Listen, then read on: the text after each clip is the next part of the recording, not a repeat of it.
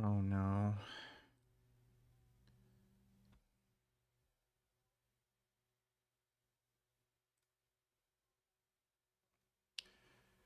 Gum gum. I still gotta eat my num num. You know I love my kitty. Ugh.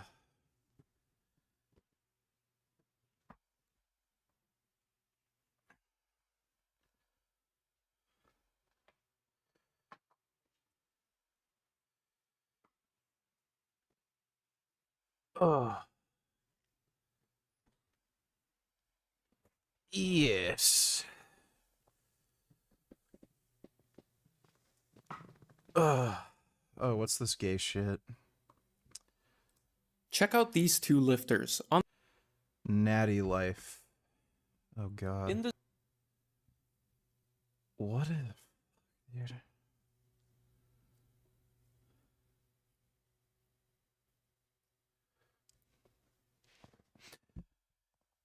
You gotta love this stupid shit. They find dudes from like the 19 teens or 20s who are fucking manlets. They're like 5'8", 160 pounds. And they're like, why would you bother taking steroids? You can be tiny and small. Like, oh, fuck.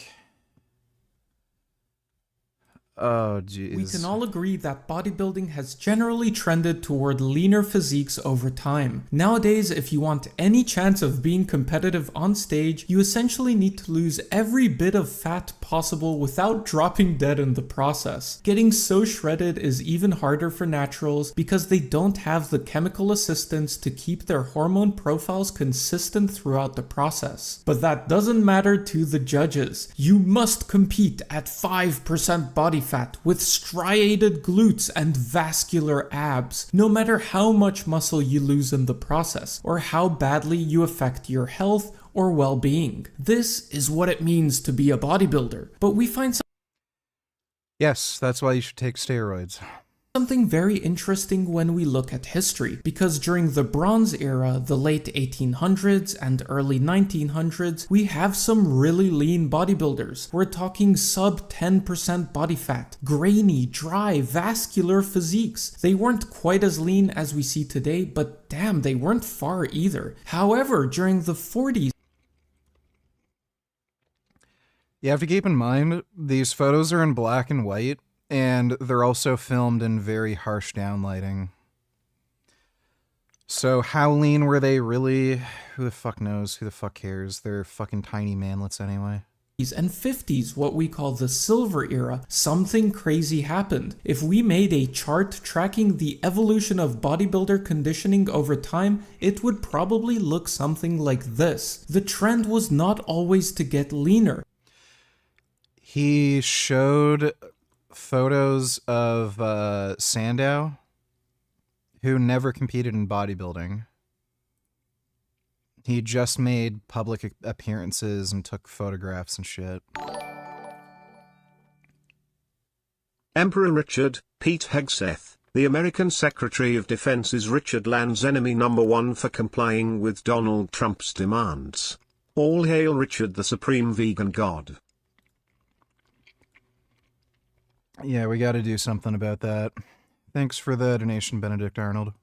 In fact, there was a time when competitive bodybuilders were getting fluffier. If you look at some early Mr. America shows, you'll find a standard which is completely unique in the history of bodybuilding. Impressive, large, powerful. No. The photos of the fucking manlets you showed, like Sandow, they never competed. And healthy looking physiques. They were so big that even with their suits on, they looked like absolute units. These were not sleeper. No, they were small. They were all victim weight under 200 pounds. Well under 200 pounds. I can guarantee you not a single one of them were like over 190. physiques where you needed the shirts to come off to tell they were bodybuilders. They weren't starving or dehydrating themselves. They competed at the body weight of a large adult man, 90 to 100 kilos, over 200 pounds. They were not over 200 pounds. This was the judging criteria at the 1941 Mr. America, which was won by John Grimek. There were 10 judges who could each award a maximum of 15 points spread across the following categories. 5 The fuck is this?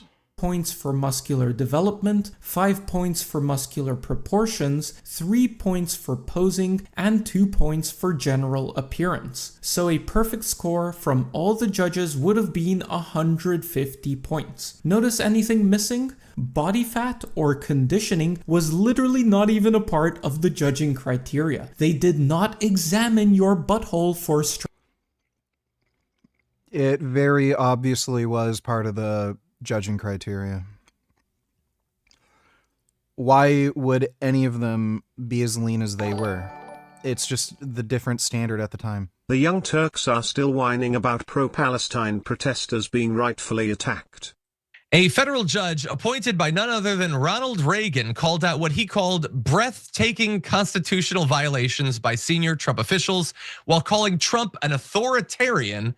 His words, and according to him, very carefully chosen, saying that he expects everyone in the executive branch to, quote, toe the line absolutely.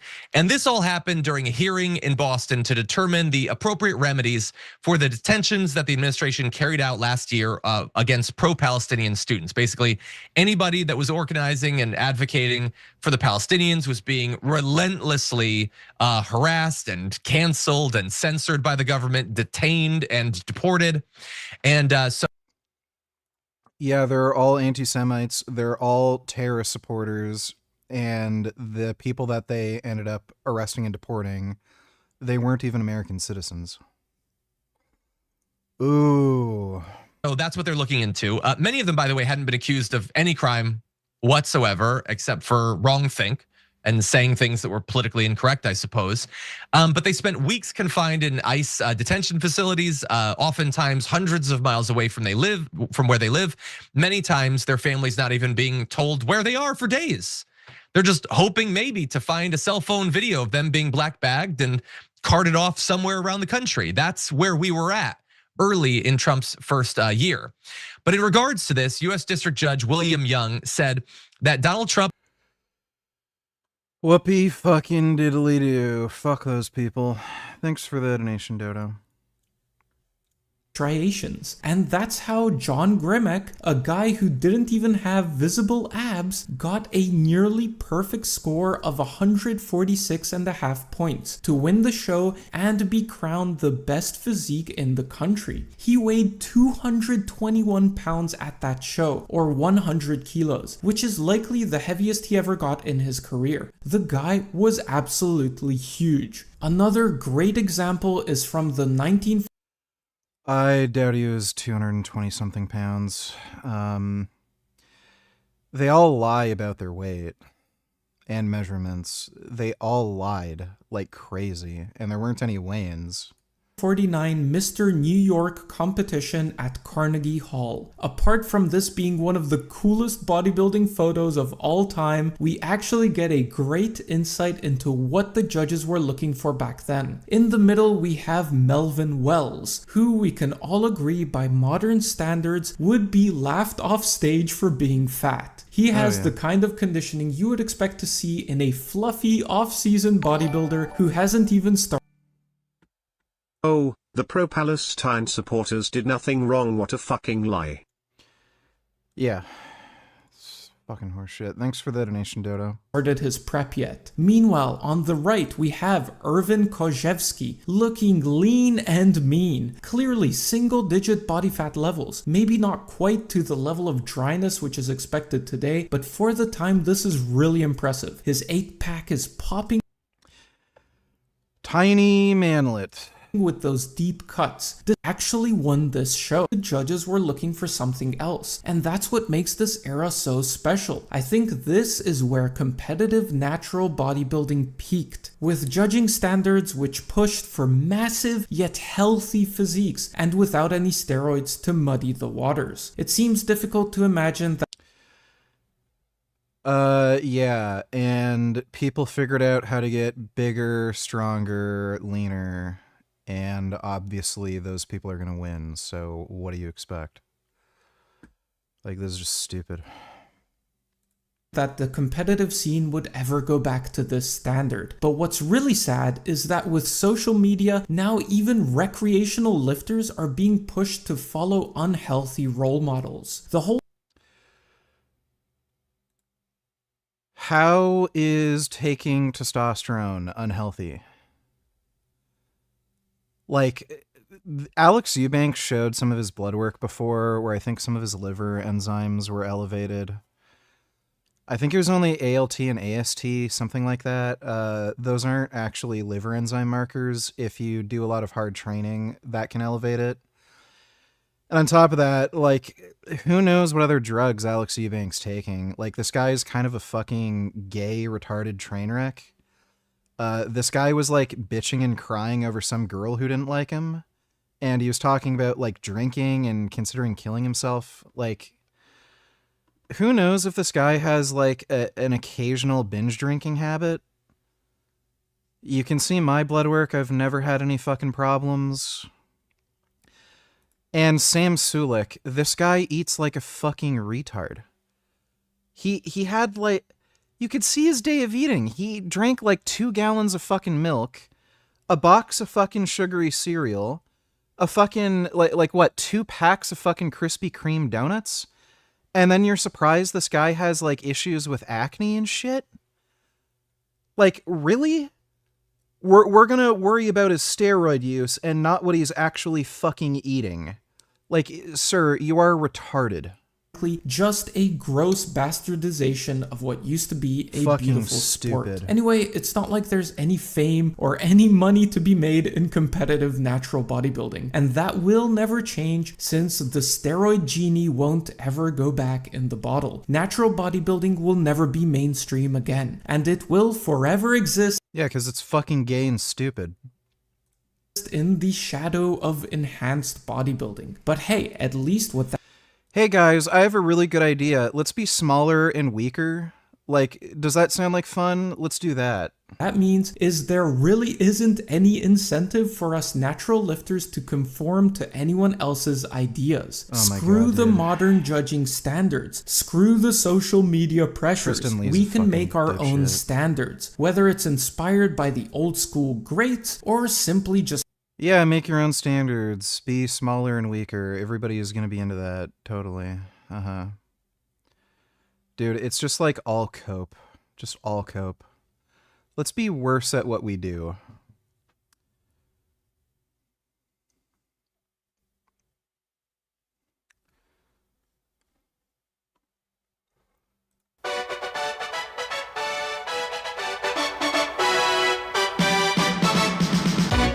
Self-defense means meeting violence with violence.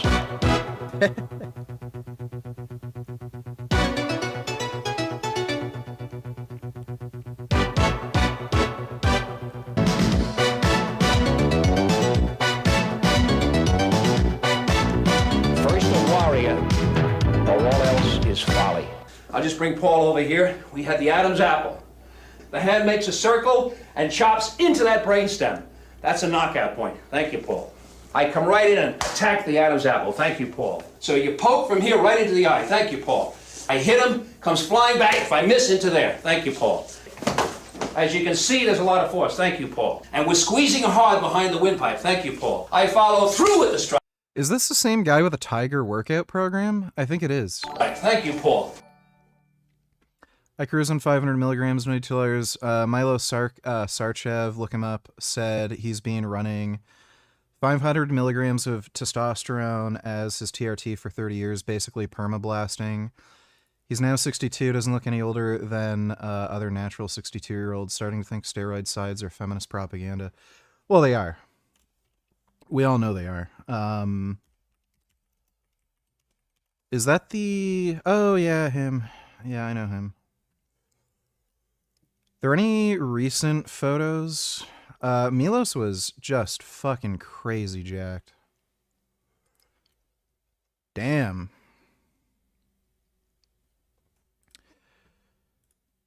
Yeah, I didn't know that was him. I've seen some podcasts with him on. Yeah, dude.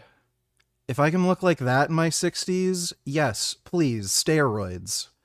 More. Thank you. Fucking retarded, dude. They all... Look, society is set up to make you fail. The tax system is designed to make you fucking broke. They're letting in tons of immigrants so you can't even get a fucking job. They make drugs like alcohol legal so you can just get fat, sick, and stupid. Look at all the shit in the grocery store. It's all junk food so that you're, like, again, fat, sick, and stupid. But don't take steroids. Oh, those are bad. Yeah, okay. Right. Uh-huh. I'm sure. Fuck you, dude. So, if this guy is looking like that in his 60s, I think I'll follow what he's doing, not what all the fat, sick retards are doing. Fucking stupid. Yeah, Milos had a crazy-ass fucking physique back in the day. But, thanks for the donation, I Cruise on 500. Ah, get the fuck out. DL donated $2 unban me. As long as you promise not to be a fucking dickhead anymore, sure.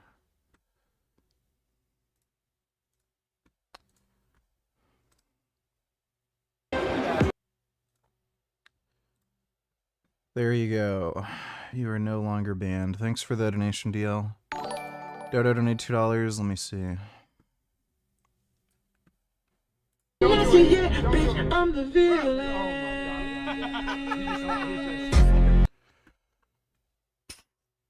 Yeah. I heard about that.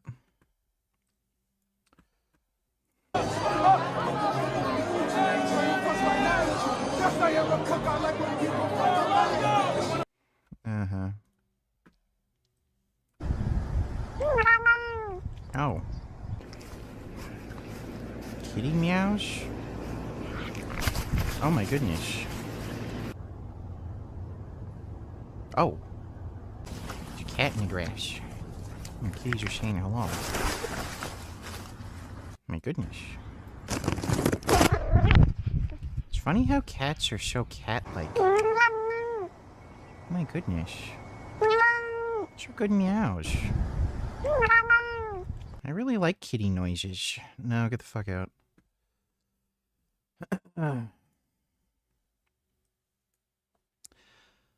Iran killed 16,500 protesters, injured more than 300,000. Brutal crackdown, as report claims.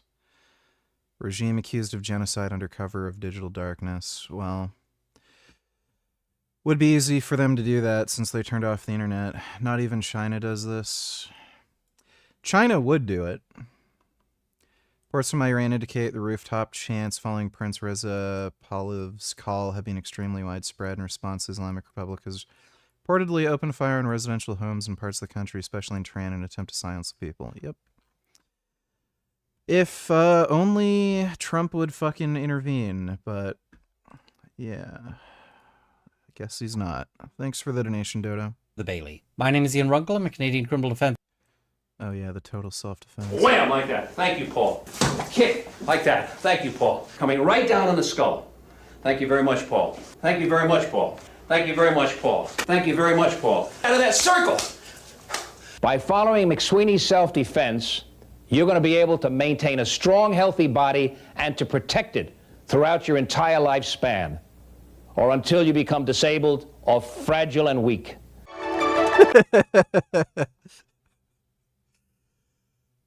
That's fucking good. Joe Simmons used to be your average teenager. He enjoyed his music. He liked his magazines. He loved his television programs. He worshipped Marissa Wilson.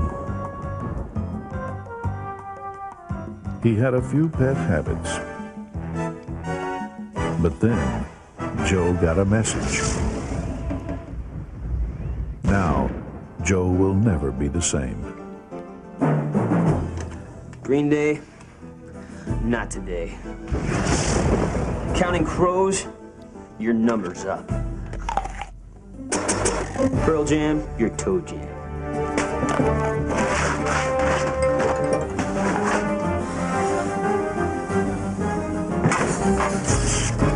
Consider yourself disconnected.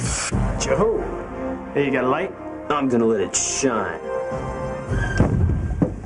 What's up, Joe? Are you crazy? Crazy? You're loco por Jesus.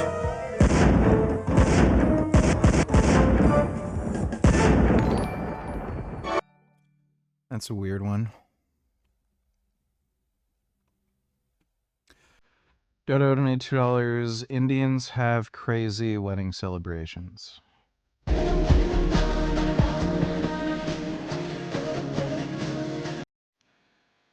I don't know if that's crazy.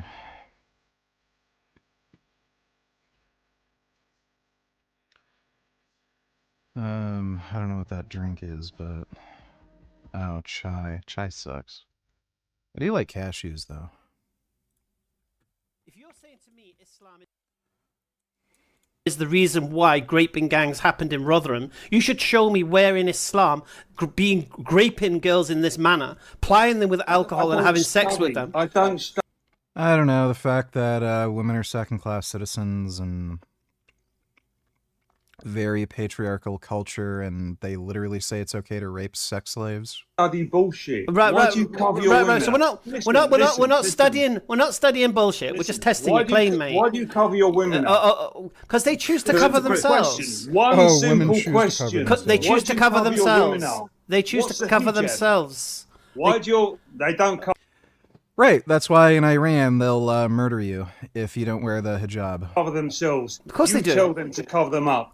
You, as a male, tell what do you female, know? Can I ask you a question honestly? How many Muslim women do you know? Why do you cover your? How many Muslim women do you know? How many Muslim women do you know? How many? How many are not? I'll give you 3 seconds to answer the question. How many Muslim women you know? 3, 2, 1. It is bizarre that he'd use this argument when every Islamic country, aside from maybe Turkey, like enforces the hijab rule. How many you know? None. Just what I thought. And here's the thing, you see. You come on here with this pathetic profile picture with nothing to say. Absolutely nothing to say. Gay and retarded. So dumb, I don't think you can handle watching for more than 5 seconds. Why do you believe in God? I believe in God because I see beauty of things like, I know it sounds a bit mad, but you look at the sea, you look at animals, you look at how different every single human being is. All of this stuff makes me believe in God. See, it's amazing, you see, because that's what the Quran says. That's what Quran tells human beings to do. Just look for the signs around you and you'll know there's a God. Look for the signs in creation of the heavens and earth. There's so many things for us to look at and wonder as to where it all came from. So you believe there's a God, or do you believe God has communicated to his creation? This is where my head... Yeah, gay and retarded. Thanks for the donation, Dodo.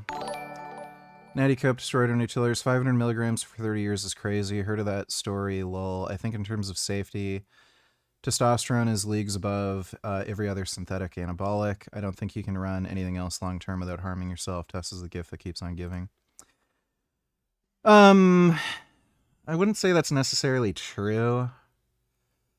It all depends on like dosing and shit, and just how you personally react and respond to whatever drug. Like if you're running 500 milligrams of nandrolone, yeah, you're probably gonna have health issues if you're running that nonstop for 30 years straight. So but like, does anyone run 500 milligrams nandrolone nonstop? Like, it would just be silly. So it's a little weird comparing these things. But like, it is a bioidentical hormone, right? So it makes sense to that you could run it in higher doses and not run into issues. It's just, why would you run any other anabolic that high for that long nonstop? So it kind of depends. But thanks for the donation, Natty Cope Destroyer. RV donated $2. Do you know why this is happening? Young Canadians are leaning conservative while older ones are more liberal. Usually it's reverse. Well, yeah, it's really simple. The Canada's traditionally more liberal. So older generations are just going to lean more liberal just because. And on top of that, older people, 60 and over, they're benefiting from liberal corruption because liberals have been doing all this fucked up retarded shit that's driving up housing prices. So the immigration crisis, that's the liberals. It's driving up fucking housing costs. And especially if you own multiple properties and you're renting, cha-ching. They also, they also have the money to move and relocate if they have issues with crime in their area. And again, because the liberals are massively increasing housing costs, they can sell, make a fuck ton of money. They're not going to lose any money on their investments. So older people are benefiting from liberal corruption. Younger people are getting fucked over completely and utterly. So, yeah, it's no surprise. But, yeah, we need another round of COVID or something to just kill off all the fucking boomers so we can finally get the fucking conservatives elected. Like, holy fuck, I can't stand the liberal government. Young Canadians are leaning, yeah. Thanks for the donation, though, RV. But that's the reason why. VG, I find it so stupid when people turn to Christ when they are having trouble, like in that skit we just watched.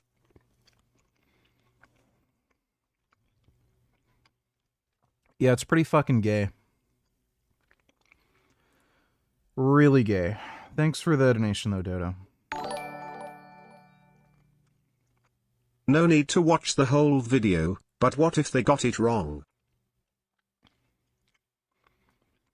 2007 was a...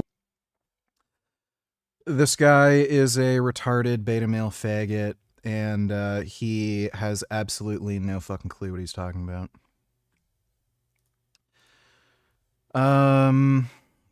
Yeah, I've already seen this. It's a wild year. This is mostly just complete and utter fucking nonsense. We can watch it. Thanks for the donation, dude. On the one hand, it was the year the iPhone launched, and we were finally able to put the issues. So researchers had gathered blood samples from about 1,500 men at 3 different times between 1987 and 2004, and the purpose was to see what was happening to testosterone levels through time. So testosterone naturally drops as we age, and in men, when we reach the age of about 30, levels decrease by about 1 to 2% per year on average, and this pattern is well established, and it isn't necessarily a problem. It's just part of getting older. But there was some evidence that something else might be going on. Why would you say something so fucking stupid like this? Oh, it's a natural part of getting older. Becoming senile, having less cognitive function, is a natural aging process. You get dumber as you get older. Well, it's just a natural process of aging. Like, just get dumb. Be stupid. Oh, there's a drug that can reverse that and prevent it? Well, why would you do that? Why would you take a drug that makes you smarter? You're supposed to get dumber as you get old. You're supposed to become senile and have cognitive decline and end up getting dementia or Alzheimer's or something. That's just the natural process of aging. Why would you take a drug to prevent that? What are you, stupid?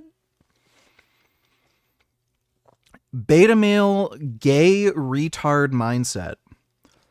So yeah, let's just naturally have a hormone that's responsible for energy, muscle mass, sex drive, motivation, just in general, makes you feel better. It's GABAergic, dopaminergic. like just gives you strength and vitality and rigor, yeah, just have that go down. Just become weak and pathetic and lose your motivation for everything and feel worse as you get older. It's a natural process of aging. Just let it happen. Fucking, like, pencil neck fucking beta male bitch. Not only were testosterone levels declining with age, but it also appeared that they might be declining with each new generation as well. It appeared that something in our environment might be attacking testosterone and driving levels down. And this isn't just a matter of low sperm counts and poor sexual function. So low testosterone, it also weakens bones, it decreases energy, and it depresses mood. And it's linked to elevated all-cause and heart disease-related mortality. So researchers were compelled to figure out if this testosterone decline was actually real, and if so, what was causing it. So they started to look at what was happening to testosterone levels outside of the USA. So a large population study in Denmark, it also uncovered falling levels. So too did a study in Finland. And a more recent study, again in the USA, found that the trend continues. So far then, we've got multiple different studies in multiple different countries suggesting that testosterone levels are indeed falling. It appears to be a worldwide issue. But here's the real puzzler. Why on earth is this happening? And it's been a matter of huge debate. There's been no lack of ideas about the potential causes. So some have suggested that it's caused by pesticides that we're eating in modern diets. Then there's microplastics, which have been shown to decrease testosterone levels in mice. Or maybe it's aluminium. But the proposals so far have failed to actually explain the data. On the other hand, one important causal factor has emerged. This is more likely environmental than obesity related because, one, obesity rates are declining. That's primarily due to GLP-1 agonist drugs being on the market, and you're not seeing a reversal of that trend. Secondly, you're also seeing this in younger people. So even though obesity rates in children have gone up, when you're talking about like people in their 20s, like they haven't lived long enough to become that fat. So it's like again, it suggests that it's environmental. And secondly, even when you adjust for factors like obesity, you still see that trend. So in all likelihood, it's environmental. Yes, obesity can decrease testosterone. But again, they've made adjustments for obesity. They see this trend cross-culturally and across age groups. It's probably mostly environmental. JP donated $2, literal retard. Let me see.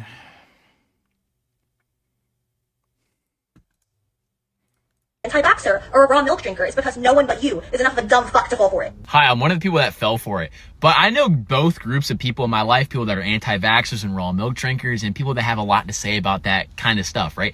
And the people that are raw milk drinkers and anti-vaxxers, yeah, they're dumb fags, actually tend to be a lot happier and healthier individuals. No. Everyone that I know that's a raw milk drinker and, you know, is maybe against experimental jabs, they take care of their health. They eat very clean. They're very attentive with everything that they do. They're nice to other people. They're always smiling, having a good time. And a lot of people that I know, especially the people... Gay. Yeah, you can be a nice retard. So that's great. Being nice to people doesn't mean you're not retarded. Thanks for the donation, JP. Seriously, what is masculinity? Becoming VG?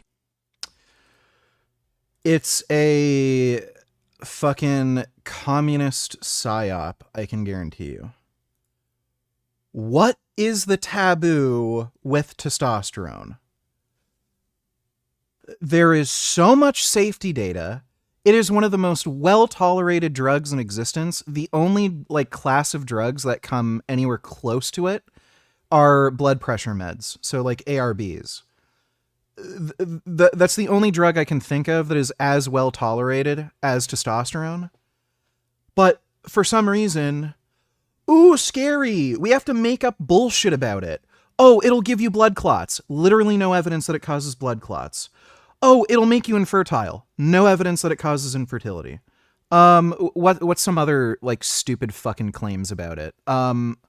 Like, oh yeah, it'll give you high blood pressure. Doesn't necessarily give you high blood pressure. Like, and again, we have ARBs, which have no side effects and just work.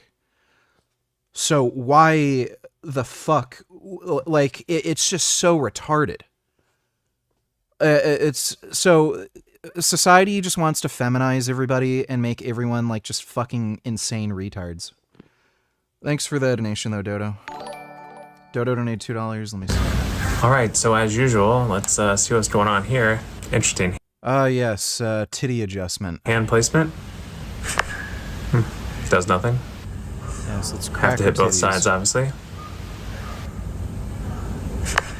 Still does nothing. Good. Yeah, not a good idea. Okay, so I'll tell you from personal experience, you do not want somebody shifting your rib cage around. I've had my own chiropractic adjustment with a weightlifting belt, and it sucks. you were mentioning the problem that Eastern European countries especially had, which is that they're going more and more into debt because they're not able to produce globally competitive exports. So they have this like last ditch effort that we're going to solve our problems with some technological miracle. I'm curious up to what point this was a plausible hope. Think about it. If you're a communist leader, how many other cards are there to play? You're looking, okay, this is the only card I got. And they're doing other things because of the social unrest. They want to import food and consumer products because they've been so neglected, these things. And then there's another piece, VCRs, you know, the videos. All of a sudden, those things came around. I remember Soviet Union, the academic year of 1988-89. One of my classmates had been an English language tutor of this person in Moscow and set me up because that was the only way to get a good meal once a week. For a meal, I would talk English for an hour. What that family wanted more than anything else was a VCR. I basically got them a VCR with my very limited foreign currency, bought an overpriced VCR for them, and they got all kinds of meals for the rest of the year. But it meant that they could all of a sudden get Western movies. There are things like in movies where there'll be a One of my old training partners grew up in the Soviet Union back when I lived in Scarborough, and he told me that his uncle was able to smuggle in a VCR, and he was able to watch Star Wars when he was a fucking kid, and that was a big deal. And they had to make sure they kept it a secret from everyone, and his parents had to like lecture him for an hour to not tell anybody about it because they could like literally all get sent to a fucking gulag. picture of, I don't know, a fugitive running by the fruit section of the Berkeley Bowl. And the Russians would be, oh, it's unbelievable. I think that Raisa Gorbachev's wife, when she came and visited, she must have realized that a welfare mother on food stamps had better buying power than she did by just being able to have access. Yeah, it's pretty fucking nuts. Okay, so you were mentioning... But, you know, feminists want Soviet Union because they're geniuses. Iran's latest claim is an AI fake. Okay, cool. I definitely want to watch that. This will open up NATO collapsing the Greenland invasion. a Northwest Passage. China or Russia can control that Northwest Passage, or the United States can. And, you know, one of the concerns about Greenland is that back in 2019, China bid on an airport project, and with it alone for like, I think it was $550 million, that there was... This is what China does. They will do predatory lending to a country, and then when they can't pay off the loan, they'll try to negotiate some way to reconcile the loan. They tried doing this with Greenland. And they're basically trying to get control of that fucking region through those means. There's no way Greenland could ever pay back. It was like 20% or 18.5% of their economy. And this is part of the Chinese playbook for the three warfare strategy, which is public opinion, psychological warfare, and legal warfare. So the whole idea behind China's strategy is make a loan that the host country can't pay back. When they can't pay it back, you confiscate the airport. And then you... Yeah. People like Destiny are fucking idiots. They don't know anything about this. And it's really weird because he's interviewed Ryan Macbeth. You'd think he'd be kind of a little bit more knowledgeable about this, but all these lefty fucktards who are talking about Greenland, they don't understand how important Greenland is for national security. It would be a good thing if the United States owned Greenland. I don't know what, like, it's just so stupid. Like, Trump's a fucking idiot. And like, he's obviously not good at diplomacy and shit like that. So the way he's handling it is stupid, but like, I mean, they're like baffled over why Trump wants Greenland. Trump didn't just look like Trump couldn't even find Greenland on a map. He's a fucking retard. Like the idea that Trump would come up with this idea on his own is just insane. He obviously has advisors that are way smarter than he is. They told him about how strategically important Greenland is, and then in his dumb retard brain, I'm going to antagonize them. I'm going to say things that upset everybody because I'm Trump. It's funny. Like, that's what that's all about. But I you know, everyone is just so fucking stupid. No one can have any sane, rational political discourse because everyone's just fucking brain rotted from TikTok and horse shit. This video is sponsored. Wait, was that the last one? Thing. Yeah. All right, thanks for the donation, Dodo. Totally agree with the feminization comment. Why are they doing this? What was the guy's name?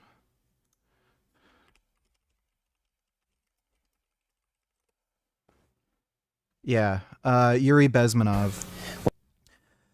You should watch this video. Yuri Bezmenov, he claims to be a former KGB spy. This is a communist psyop that's been going on probably since the 1950s. They've been trying to infiltrate learning institutions and popular media. So they've been trying to infiltrate Hollywood as well. And the communists have gotten retard feminist propaganda into universities. They've also... And the reason they do that is because in institutions of higher learning, these people end up going out in the world and infecting every aspect of society. So, like, every fucking workplace, everywhere in Hollywood, popular media, they've been radicalizing students in these universities. And then they start doing this horse shit in, you know, workplaces where now you have to, like, teach men how not to rape. You can't, like, pat a fucking female employee on the back for doing a good job because that's sexual harassment. They've, like, you know, the sensitivity training that you hear about. And they've infected Hollywood with this, like, feminist propaganda where women are these, like, super girls with superpowers and they're good at everything, and all the men around them are incompetent fucking retards who are like stupid fucking beta males. And that's why you see so much like slop from fucking Hollywood, where every fucking woman is this like amazing Mary Sue with like superpowers, and like every man is just some blubbering fucking retard. Like, look at the last Star Wars movie where who was the main bad guy in Star Wars? He basically cried constantly and threw fucking temper tantrums. And Rey, or whatever the fuck her name is, Rey Skywalker, I can't even remember her fucking name. She was able to defeat a trained fucking Sith Lord when she never even picked up a fucking lightsaber in her life. So that's why you see this horse shit. It's because the Soviet Union has basically infiltrated the United States primarily through its learning institutions and radicalized a bunch of people in communist feminist propaganda, and it's in an attempt to completely destroy society. So that's why you see this like easy on crime policies. Oh, criminals aren't bad people. It's just because they're part of the oppressed class and they never got good opportunities growing up. And they're also black, and being black makes you a fucking violent retard or something. And they also do crack. And if you see a fucking black crack addict shooting fucking old ladies to steal their purse, well, you should just let them right out of prison, because you need to show like humanity to these people and just be nice to them, and then they'll start acting right again. And that's why, like, in Canada, the UK, in liberal states like California, they just let out all the fucking criminals to just keep committing more crime. The Soviet Union wants that sort of shit so that society, like Western society, just fucking collapses, and it's doing a great job. what's also funny is like they're just trying to feminize society, period. They do not want like strong, dominant, assertive men. They want weak, faggot beta males who are too pussy to fucking do anything. And ironically, the United States has actually done the same kind of thing. China has actually openly talked about this.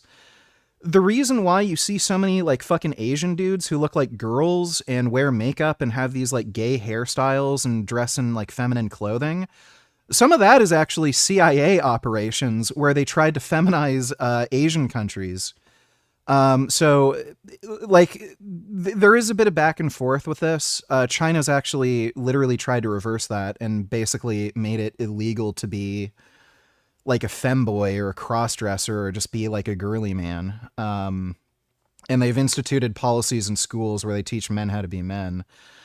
Honestly, we fucking need that here. But that's what all this is. You should watch the video by Yuri Bezmenov. He's a former KGB spy, and he's like said, yeah, this was the Soviet plan all along.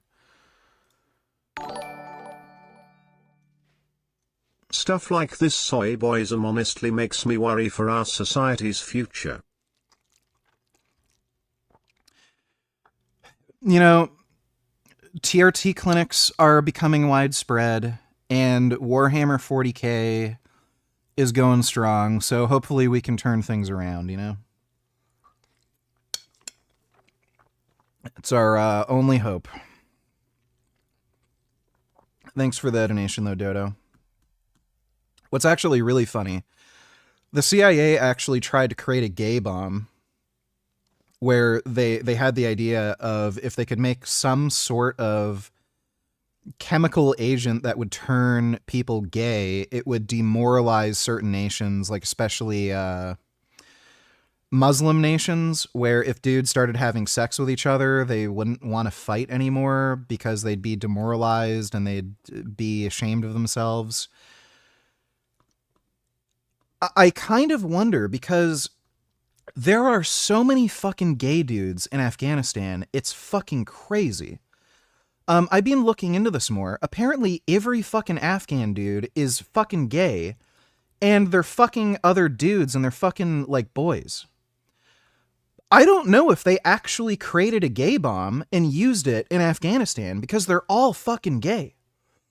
That one US sniper who has like 170 confirmed kills, he talked about like every fucking mission he'd do, they would observe these dudes having gay sex and they'd kill them. Like they'd, you know, like just shoot the fuck out of them. And they'd literally find like these dead corpses where there's a dude's dick in another dude's ass. Like they were all fucking when they like shot and killed them. So I don't know if they actually used the gay bomb in Afghanistan and it just didn't work out the way they expected it to, because Afghans are still fucking committing terrorism. Taliban's still around, but they're just all fucking dudes. Doesn't seem to, so maybe they just gave it up, but it's fucking weird. Kid Boo donated $2, let me see. The mental health crisis among young liberal women. Yep.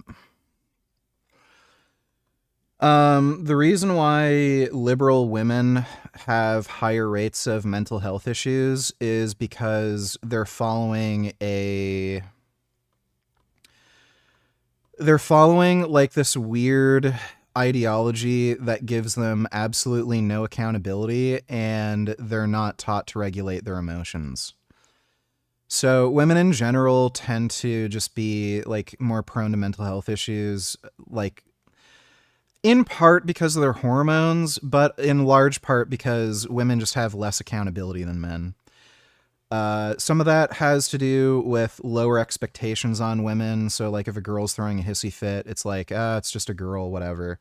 But if a dude does it, like everyone tells them stop being a fucking pussy, and then they get their ass kicked by like bullies or something. And like everyone holds them to a higher standard. So if your like boss sees that, you're fired. So like men just have more accountability, and like I think that plays into it too. But yeah, there's like this group of young liberal women who've been infected with this like feminist ideology, and like nothing's ever their fucking fault and it's all the patriarchy, and it just makes them go fucking crazy. They just never learn to regulate their emotions, and they have absolutely zero accountability. And it just makes them just have mental health issues. And it also affects men, by the way. Liberal men also have higher rates of mental health issues. For the same reason. It's like this feminization bullshit. Thanks for the donation, Kid Boo. Ben Boy, donated $2. When you're trying to record sea lions and then a crazy guy starts screaming random shit in the background, average day in San Francisco. Yeah, it sounds like San Francisco.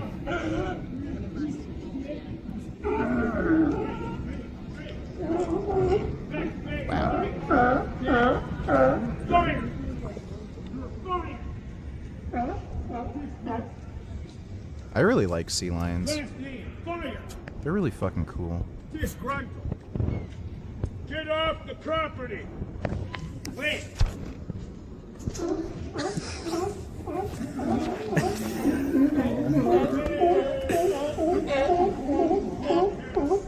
They're literally water video, dogs. too. They're great. I like sea lions. Thanks for the donation, Ben Boy. This is clearly animal abuse. Oh, is this a cat that likes being spanked?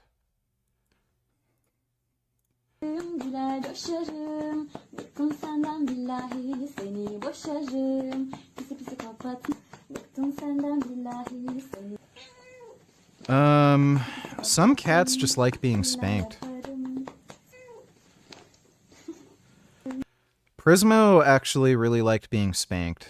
He liked it when I petted his bum really hard. Gummy doesn't like it, but Prismo really liked it. Some cats just like getting their butt spanked. It's kind of funny. Thanks for the donation though, Jessica. I'm not surprised China thinks that way, seeing how they are a conservative country despite being atheist. China is being biased. With their rules for once. Yeah. You know, I'm not, like, there's some aspects with the China masculinity policy that I definitely agree with. Like, they're teaching men how to be, like, the head of the household, be aggressive, be confrontational, be assertive, stuff like that. Like, all good male characteristics. Where they, like, tip the line, they're literally making it illegal to be feminine. So if a dude likes cross-dressing, they're actually locked in jail. And China's so fucked up, like they might actually steal your organs. They literally have a van that goes around where they kill people and then take your organs. So if you have a police agency that is like more homophobic and just doesn't like you, they may literally just kill you and take your organs. But thanks for the donation, Dodo. Women are also on the pill from the beginning. Boomer men simp for women, so we're in a culture that rewards their failure. Plastic and water. Birth control pills, if they're progesterone based, they absolutely do cause mental health issues. You actually see that in men who take nandrolone only for very prolonged periods of time. Mike Menser went fucking insane, and it's probably because he was doing nandrolone-only steroid cycles for the longest fucking time. What's his name? Larry Pollock, who used to train with Mike Menser, he talked about Mike's steroid cycles. He would take 300 milligrams of nandrolone phenylpropionate 3 times a week. And that's all he'd ever fucking do. And nandrolone is progestogenic, and if you have high levels of progesterone going into your fucking brain, it just makes you go nuts. So it wouldn't surprise me if women are on progesterone-based birth control for very prolonged periods of time. It might actually make them go fucking nuts. And you do see a lot of women who, like, it's not just pathological behavior where they're like psychopaths or something. Like, they're actually fucking insane and they can't function in society. Like, you've seen some of those public freakout videos. Wouldn't surprise me if they were on some like weird form of birth control for prolonged periods of time and it made them go kind of nuts. They've switched to using estrogen-based birth control, where it's a smaller proportion progesterone. Those don't have the side effects that the progesterone-based ones do, but they do still sell some of those contraceptives in the United States. There's patches that you can get, contraceptive patches. Those tend to be progesterone-based, and a lot of women report like really serious mental health side effects from them. There's also ones in Europe that are a lot more common where they put, it's like a pill that they inject into your shoulder, or into your arm. And, it's like the slow release thing. That's also progesterone based. And again, women report having a lot of like weird, fucked up mental health side effects from those.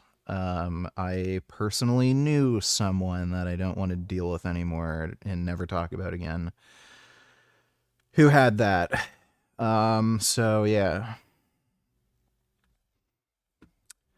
All right, let's watch this gay retard.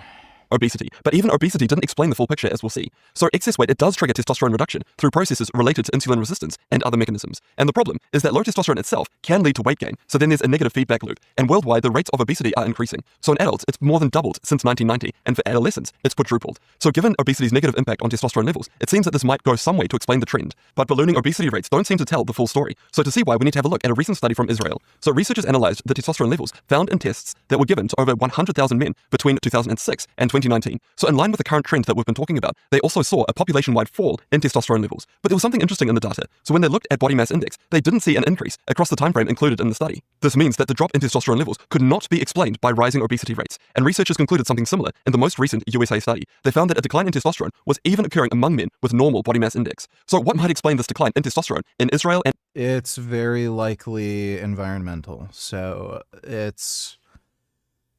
like again, there's so many different things. Like, yeah, there's pesticides. I doubt that it really, like, pesticides are doing much. But the microplastic exposure, there's also those weird forever chemicals.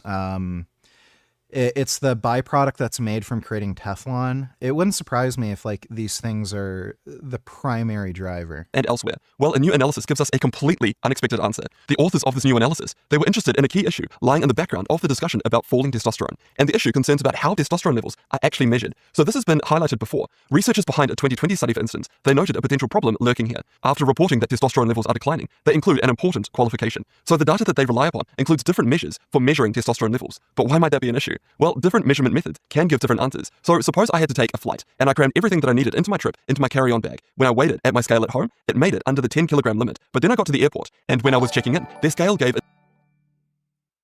Okay, maybe that cat liked it in that last vid, but this is definitely abuse. Be warned, VG, this is very hard to watch. For whatever reason, my cat likes to be hit with empty cardboard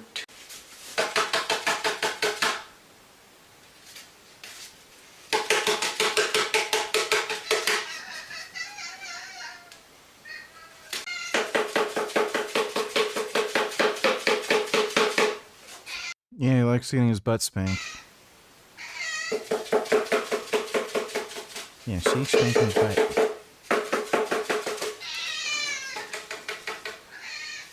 Watch it. Yeah, the cat likes getting his bum spanked. Thanks for the donation, Jessica. A different number. Say it was 11 kilos. Now, here's what I wouldn't do. I wouldn't call my wife to say, honey, you won't believe what happened. My bag gained a kilogram in weight while I was on the way to the airport. But you get the point here. When we use different measurement methods, any differences that we might see might simply be a result of the methods used. So now you can see the intriguing possibility. When it comes to testosterone, are our measurement methods distorting the true picture about what's really going on? Well, nope. This is still observed using the exact same assays, so nope. That's what the authors of this new study wanted to figure out. They explored health data collected in the USA during 5 distinct periods of time. So this same data has been used to establish the fall in testosterone levels by other researchers, like the more recent US study that we looked at a moment ago. But in this new analysis, they noticed something with a dramatic implication. Out of the 5 time periods when the data was collected, the first 2 used one method of measuring testosterone, but the later 3 used an entirely different method. So how do those 2 methods compare?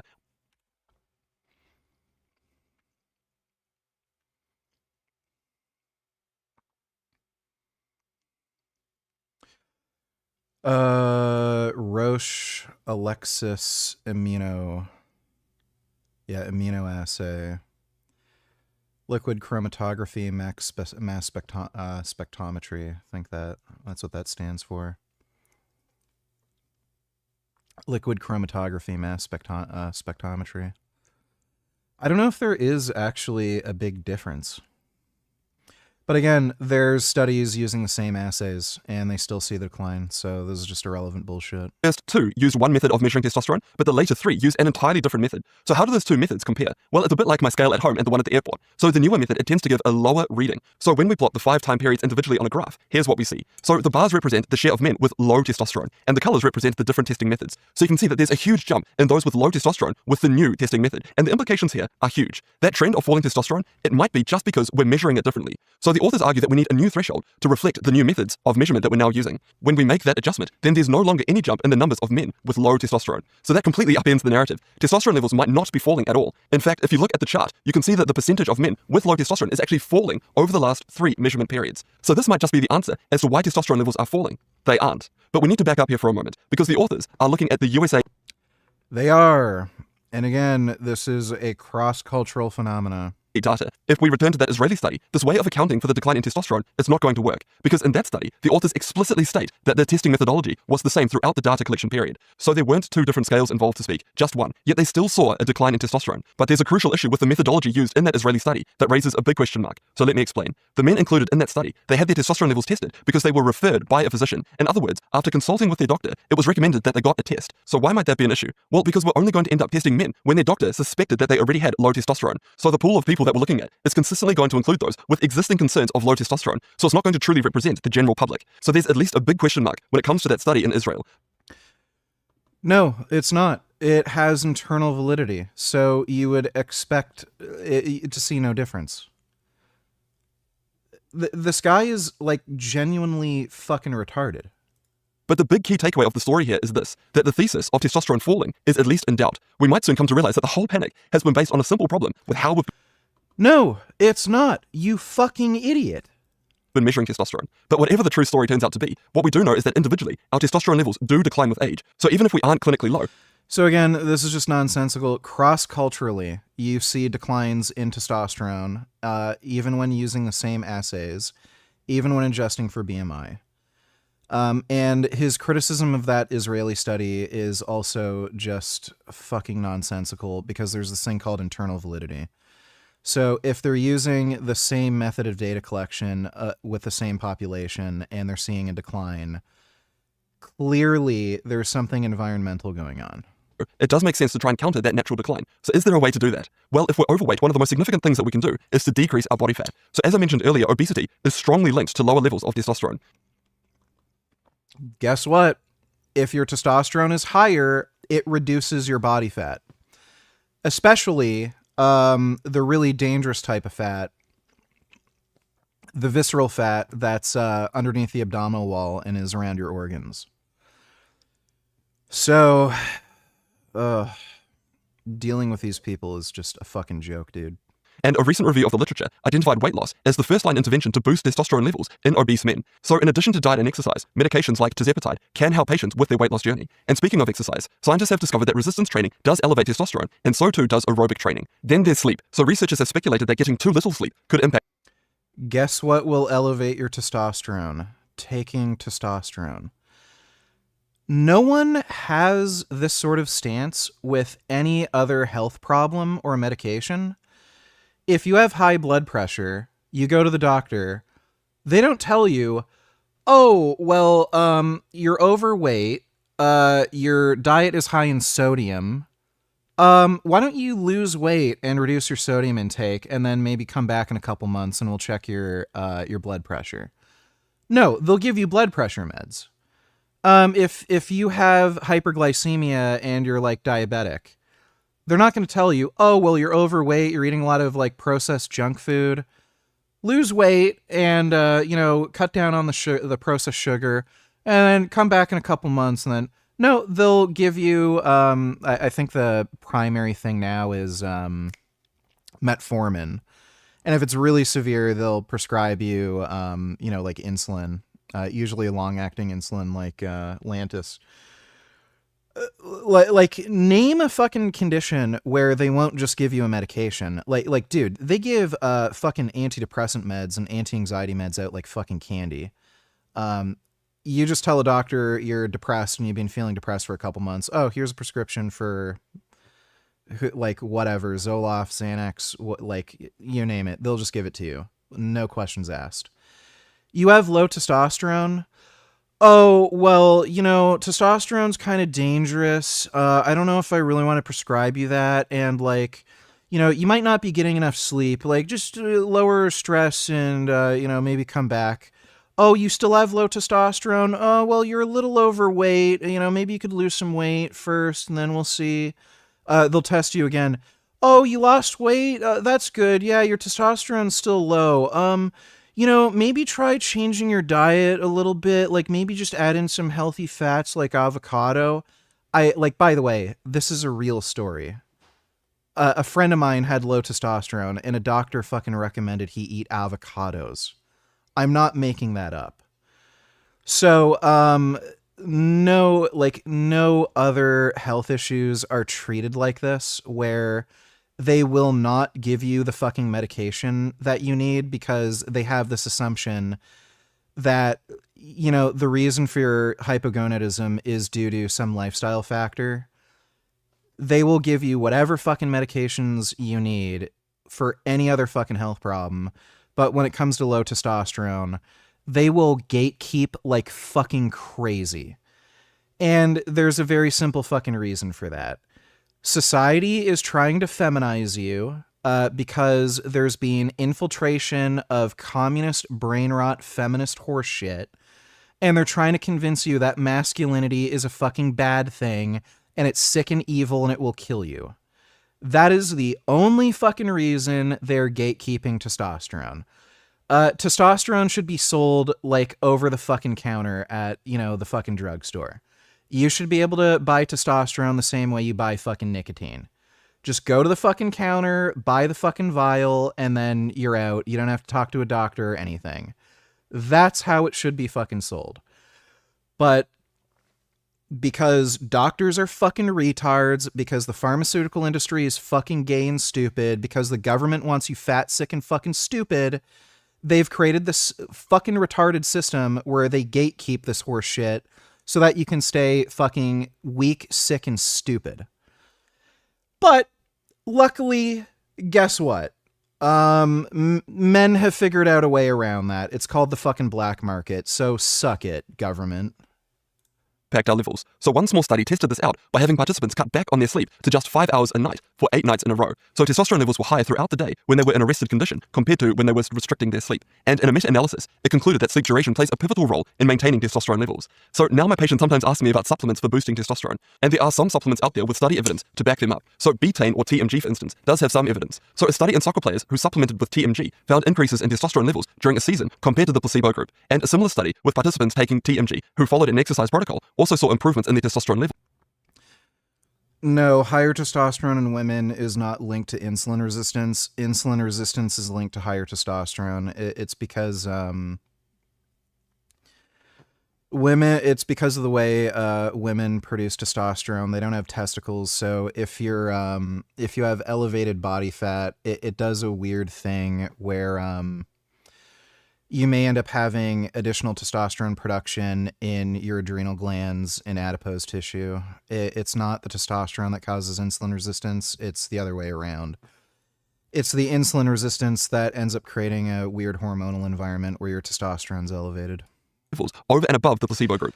That's why you'll often see like really obese women with like facial hair. It's not testosterone that causes... And it's fucking retarded. Testosterone increases insulin sensitivity. So, like, why would the opposite work? Like it wouldn't work the opposite in women. That research is one of the reasons why I take TMG myself as part of microvitamin. But just because I take a supplement does not in any way mean that you should as well. So here are 4 things to explore to support healthy testosterone levels: weight loss, exercise, adequate sleep, and if you really wanted to explore supplements, TMG does have some evidence.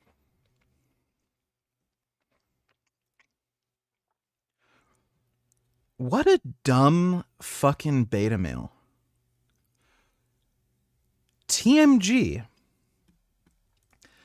So, you know, fair enough. If you have secondary hypogonadism, sure, these are things that you should all be doing anyway. You know, lose weight, exercise, you know, get your life in order and be healthy. If you still have low levels, why the fuck would he tell you to take TMG? It has some evidence?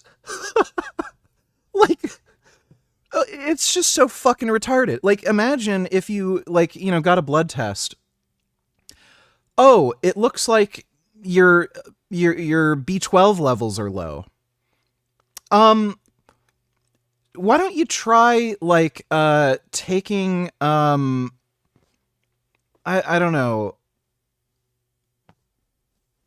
some, like, beetroot extract. Oh, well, does beetroot extract have B12? No, but, you know, like, it might help, maybe? Okay, well, why wouldn't I just take B12 if I'm deficient in B12? Well, I mean, yeah, you could do that, but, like, why don't you just try the beetroot extract first? Why? Just take the B12 if you're deficient in B12. If you're deficient in testosterone, why the fuck wouldn't you just take testosterone? Why would you take some random fucking supplement that has like no real research proving its efficacy when you could just take testosterone? You can blast your testosterone to the fucking moon. There are people with testosterone levels literally over 9,000. Like, why wouldn't you just take testosterone? It's so stupid. And again, it is one of the most well-tolerated medications ever fucking made. Just stupid fucking beta male fucktard. Sponsored by Incogni. More about them in a couple of minutes. Are these videos... I gotta pee. Yes, you have to use needles for test. Like, technically you don't. They do have testosterone creams. They're a little unusual, and a lot of people don't like taking them. One is getting the dosing getting appropriate dosing can be difficult, and they're a little inconvenient. So if you rub the cream on yourself, you can't go swimming. You have to be careful with touching people, because if you touch the cream and then touch somebody else, you can get them into contact. You can't have sex immediately after using the cream because it's recommended you rub it on your scrotum. The reason is the skin on your scrotum is very thin, so it's absorbed very easily through your scrotum. So if you like rub it on your balls and then you want to have sex right away, and the cream actually seems to really elevate DHT levels and it makes you super horny, you can't have sex right away after taking the testosterone cream, which is kind of a pain in the ass. So a lot of people don't like taking testosterone creams for that reason, and you absolutely have to take them daily. They have a very short half-life. So with injections, you don't have to inject every day, even though it is ideal. You can get away with injecting even just once a week, but usually doctors will recommend at least twice a week injections. And, oh shit, I gotta shit too. I'll be right back.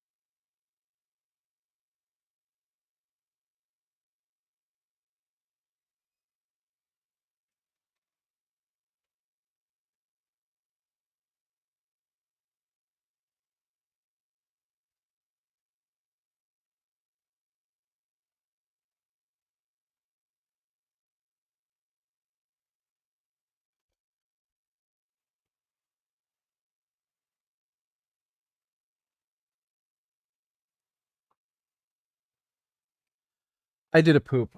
Oh, that was a very nice, efficient poop. Didn't even have to wipe that much. Ugh. Well, anyway, there is oral testosterone decanoate. You have to take it several times a day, so I think it's like every 3 or 4 hours. So taking a pill every 3-4 hours versus just injecting like maybe twice a week, you know, at the low end. Most people would find injecting way more convenient. It's only people who are like just fucking gay retards who are afraid of needles who'd really bother going through all that effort. Semi-based take from Andrew Tate. At least he isn't pro-Maha. Let me take a look. Here they've inverted the food pyramid. That's fantastic news. That's great. That means we no longer have to eat so many cereals and we can eat more fats and butter. Say all the fucking dorks on health. Who gives a fuck what the government tells you to eat?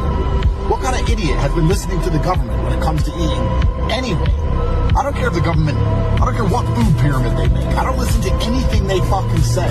Fuck their food pyramid. And fuck anyone who listens to it.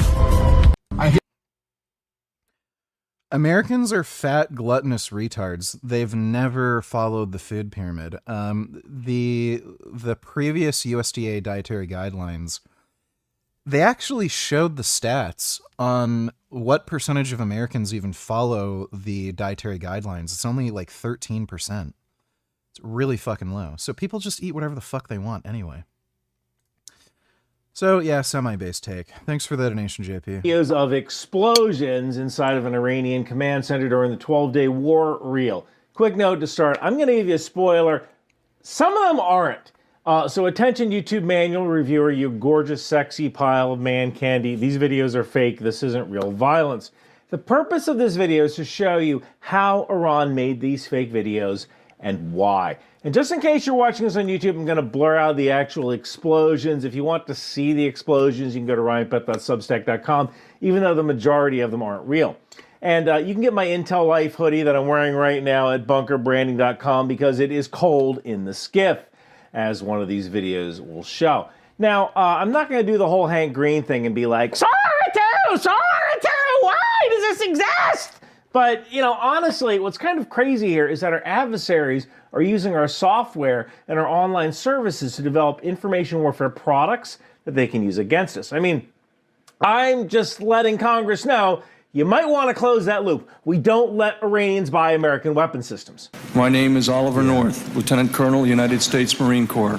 Okay, fine. Sometimes we let Iranians buy American weapons, but only when we're funding the good guys. All right, well, sometimes the good guys aren't totally good guys, but I think we can all agree that communism is bad, and I can't remember what I was talking about. Iran disinformation. So this compilation of videos I'm about to show you is part of what is likely an Iranian or Iranian regime-affiliated organization. They're designed to, I suppose, make people feel angry that hapless Iranians who couldn't fight back were killed inside of command centers by Israelis during the 12-day war. But there might be a little bit more to why they made this video, and I'll get to that at the end. So this 17-second vertical video popped up on social media. This looks like closed-circuit TV footage of a camera inside an Iranian military command center or multiple command centers, and there's Persian text overlay that says 12-day war, which, okay, I mean, they're not even being subtle about it. Insinuation behind this collection of videos is that enemy airstrikes blew up several Iranian control rooms. And I think, you know, it would have been a heck of a lot easier for Iranian officers during the 12-day war not to be targeted if they had just used incognito. I've never hidden the fact that I do cybint or cyber intelligence for my clients. I find bad guys, and honestly, the best way of finding bad guys is just buy their can't harm you if they can't find you. I work with this company called Deep Media. They find AI fakes online. We found some things that were some pretty big red flags. So first off, this is a vertical video, 1080 by 1920, 17.57 seconds in duration, H.264 codec at 30 frames a second. And this is kind of the first clue. Security cameras usually generate at 10, 15, maybe 20 frames a second because they're storing so much data all the time The camera frame rate might increase during like motion detection, but if these cameras were like overlooking a command center, you wouldn't necessarily be running any kind of high frame rate motion detection because it's a command post. Most of the time people are going to be sitting down. If you were shooting a camera at a hallway, you might speed up the frame rate where if you need to do facial recognition before someone entered a room to do some kind of control or audit access. So if you have a camera in a room, it's probably going to be monitoring for a general problem. So 10 to 15 frames a second is fine for a room like this. Let's look at segment 1. Let me play that for you first in real time, then in slow motion.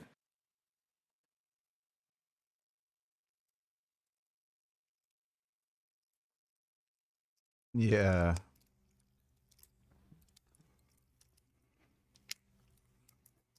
Now, the first thing I noticed was the map. I guess this is supposed to represent the Mediterranean Sea, and maybe this is the Caspian Sea, but where the heck is Cyprus? I mean, there's a landmass the size of Connecticut that isn't on the map here. I'm also not sure what this is. It might be an art easel or some kind of mobile whiteboard, but the angle is off. These cabinets here also have no knobs or any way to open them.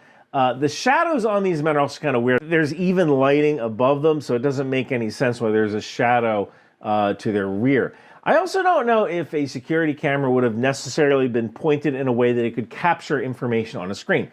If you are working in a secure facility, it is technically possible for a guard who is monitoring a camera not to have the same level of clearance as the person who works in the command center. So just showing a video of the inside of the command center where there's screens located could be a security risk. Now, I admit I'm doing something called mirroring here. So how do I get on the black market? Can I find the websites through normal Google? Sometimes you can.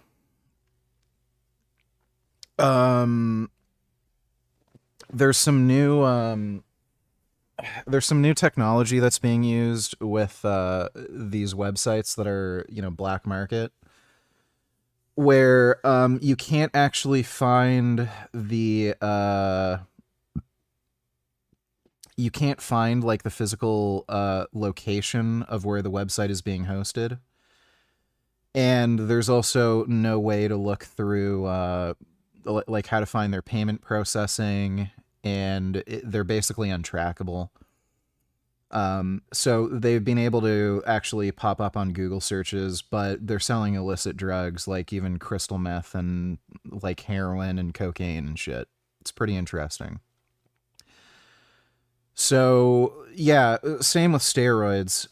These new black market steroid dealers, they're using the same kind of technology where some of them do end up on Google search results, and you can just find them that way through Googling. The best way to find black market, I don't know if I should be saying this because of YouTube TOS. You're better off just looking through forums. So like a lot of bodybuilders are part of Discord groups or just private forums. Like there's chaseironsforum.com. They talk about where they source their gear from, and they do like their own independent testing and shit. That's the best way to find a source. But yeah, the new black market dealers, they're using new website technology that makes them untraceable.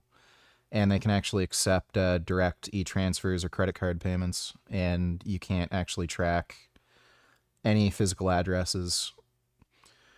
Thanks for the donation, Rick.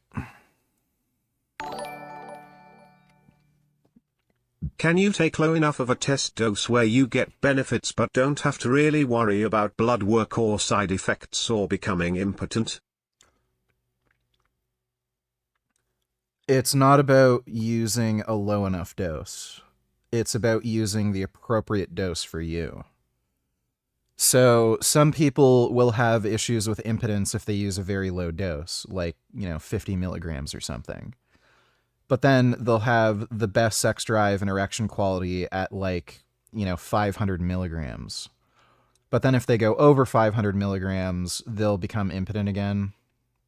It has to do with the balance of hormones that influence sexual function. So that would be testosterone, DHT, and estrogen. And usually men end up having issues with erectile function if their estrogen is too high and their DHT is too low.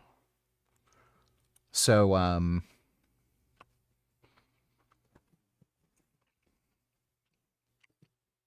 it's a balance of hormones. You should get blood work anyway just to see how your body is reacting to the drug. It's not that big of a deal. If your only real concern is just maintaining sexual function, then you're going to want to get your testosterone, free testosterone, DHT, and estradiol checked. And then if you do have any issues with erectile quality, you can kind of see what's going on and modulate some of those parameters and see what helps. But typically, men who are on testosterone have issues with erections because their estrogen is too high. That's generally what happens. You can also get erectile dysfunction from your estrogen being too low. If you're on tests, that's very unusual. But yeah, some men are very sensitive to estrogen, where they have to have their estrogen within a very narrow range in order to have proper sexual function. So like some dudes need to have their estrogen between like 30 and 35 or something. And the only way you're going to really figure that out is by getting blood work done. So, but it's not particularly common to run into issues like that. Generally speaking, if you're just on a, moderate testos, most dudes don't have issues with that. Thanks for the donation, though. Come eat Schnur Gordon. JP, don't need $2. Let me see. I drink 2 glasses of soy milk every day, and I eat a block of tofu maybe 2 or 3 times a week. Like, Paul, where is the research showing soy consumption has feminizing effects in men? So for those of you who are moved by amazing content like what we just watched, this is the guy who posted the video you just watched, and this is the guy who he's implying. Yeah. Who's the beta male now? Implying is feminine because he eats soy. Close to worthless anecdotes aside, the claim that soy causes feminizing effects in men is false. Amazing. I drink 2. I don't know why this is still a controversy. I've been doing this for over a decade, and I'm still hearing people talk shit about soy. It's pretty fucking retarded. Thanks for the donation, though, JP. Mirroring is an anti-pattern in intelligence collection where you think, oh, we do it like this, or our adversary must do it like this too. So the Iranians may have different thoughts about security or security access, but honestly, in a country as paranoid as Iran, it's probably worse than the US when it comes to security rules and regulations. That couldn't possibly be Jordan Peters. The bodybuilder. I don't know. I don't think Jordan Peters watches me.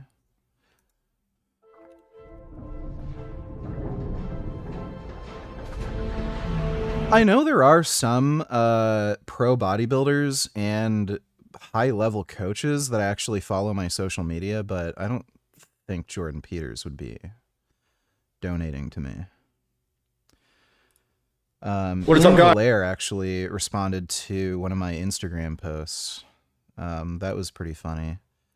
He was responding to some dumbass in my comment section who's saying I'm going to give myself like cardiomyopathy from taking steroids, and then he's like, yeah, dude, I've been taking like fucking grams of steroids for a decade, and I've had no heart enlargement.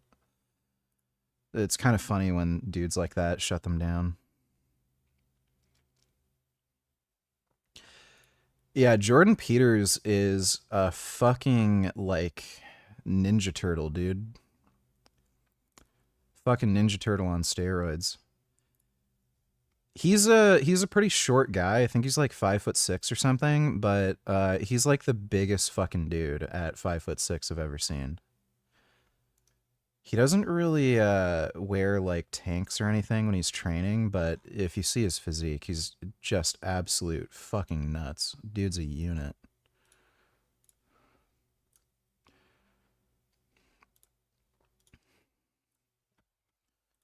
Yeah, this is him.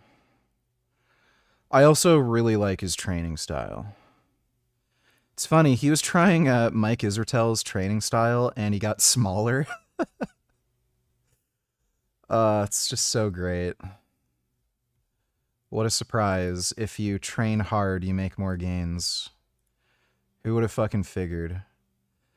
But yeah, this guy is absolutely fucking built. I think he said in a podcast or something, he said he tried taking 5 grams of steroids, or maybe he pushed it to like 6 grams a week. And he said it didn't help him make any more progress. It just gave him like health issues. So, there's only so much steroids you can take and actually get a benefit from. It really, most of it just comes down to training. The steroids give you the ability to like recover and get a better response from training, but they can only do so much. So it's really all about training. But yeah, he trains really fucking hard and heavy. Now, the Deep Media report said visual inconsistencies identified anomalous movement, blur patterns, pixelized regions, and explosion dynamics exhibiting characteristics typical of newer text. He's gone up to 1 gram of tren a week and had no anger issues.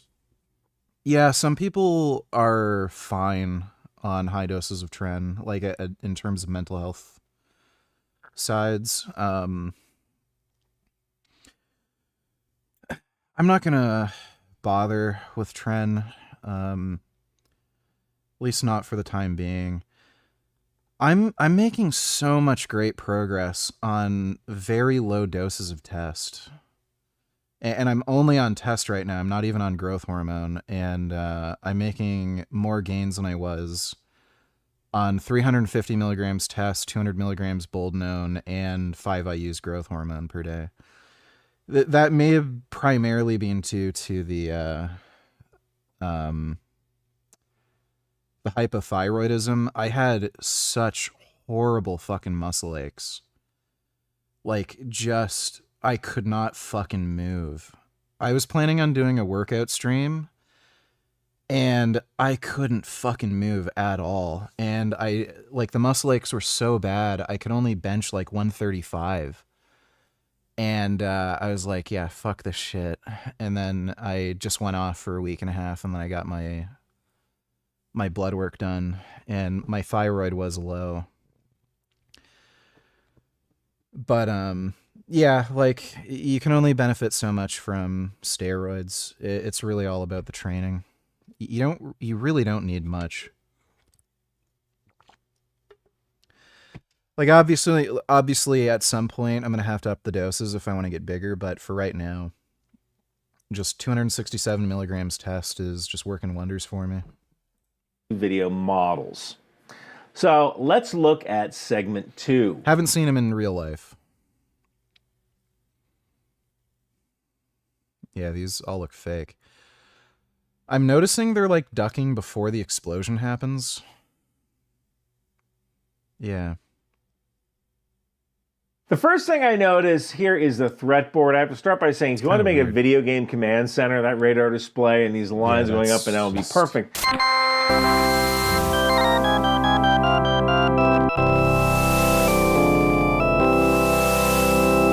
But there is no way in hell this is showing any meaningful data. Plus, the people in this room aren't situated where they can actually look at the board. Maybe turn the table parallel to the board. Like, this is just nuts. Nobody would design a command theater like this.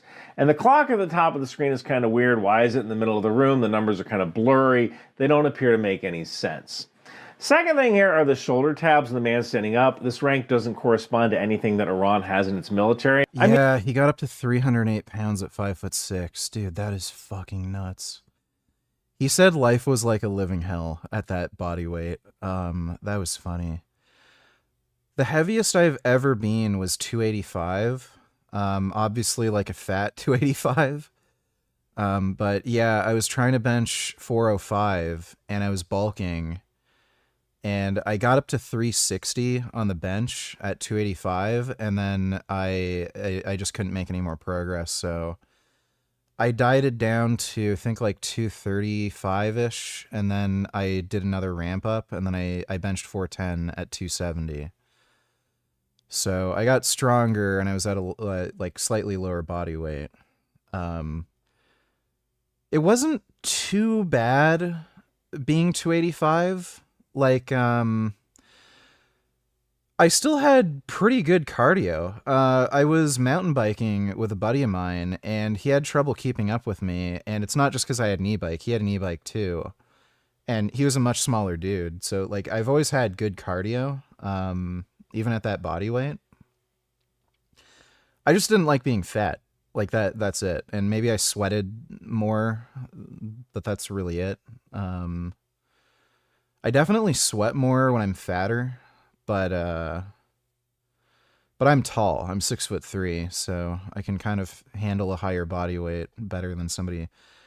Like I like the equivalent of being 5'6" at 308. Like that would be me being like at least 450 pounds or something. I mean, the only macaroni salad that would take up this much space would be an attachpad passat. They're literally a guards general, but that rank isn't real. These guys' hands also look black, like is he wearing gloves? I find it interesting that the text on the green wall is blurred as well.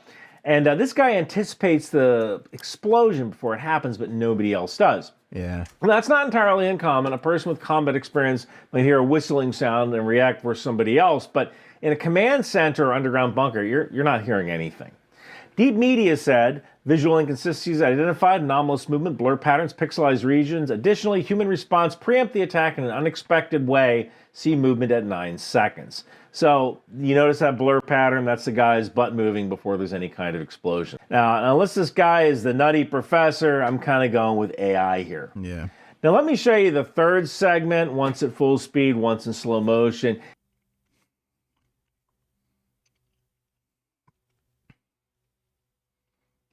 The fuck is everybody doing?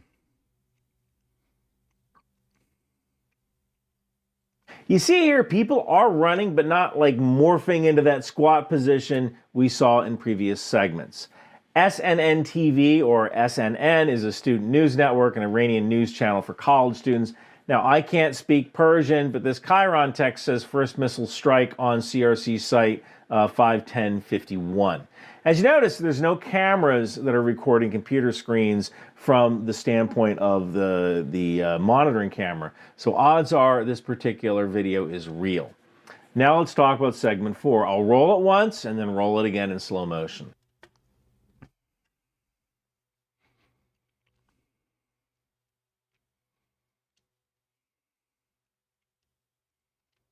Again, this rank doesn't exist. The camera is recording screens, and I have a problem with the short sleeves. You know, I have trouble believing that Iranians would roll up their sleeves or wear short sleeves. Also note that command posts are usually cold because of all the air conditioning needed to cool the computers. If you were wearing my Intel Life hoodie, it wouldn't be cold, but these people aren't real anyway. They can't be cold. Iranian men can wear short sleeve shirts. It's just not super common. So I'm not buying this right off the bat. Also notice how the keyboard seems to disappear in this hole or something. Deep Media basically says the same things from segment 1. So there's a lot of stuff to be concerned about here. I think what we have here is DIP, or deceptive imagery persuasion. It's the kind of thing that's designed to mislead people to a conclusion using out of context or generated imagery. Now I have to find the answer why. The purpose of intelligence is to tell your client who is doing what and why. And why is gold, right? Why would Iran do this? Iran isn't releasing this to convince experts. It's making social media content creators repeat it. If they can get on the Western TV news, all the better. In information warfare, you have 3 phases: seeding, harvesting, and amplification. In the seeding phase, you spread false content. In the harvesting phase, you see what works, abandon narratives that don't work, and then you amplify those voices that are repeating what does work. So your hope is to grab someone famous or popular like RFK Jr., who repeated Russian misinformation about cluster bombs using the exact same text as the seeded content, which in this case was cluster and horrific. Now in this case, this particular video didn't get that much traction, although it was posted by the Mark Levin show, who was a commentator on The Blaze along with Glenn Beck. So when it comes to the why, I believe this may have been an attempt by Iran to kind of poison the well and release altered footage to see who might take the bait. It's what I would call an information canary. It's actually what we call an information canary or a sensor test. So Iran is looking to... Matthew, you don't need $2. Let me see. Yeah, 340 kilograms.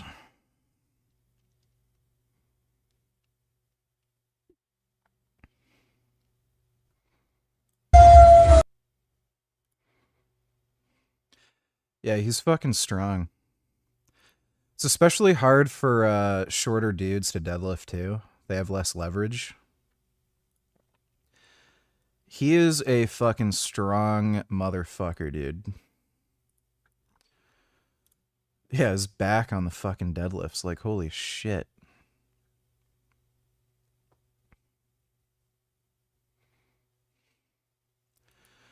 Yeah, I want to get fucking traps like that.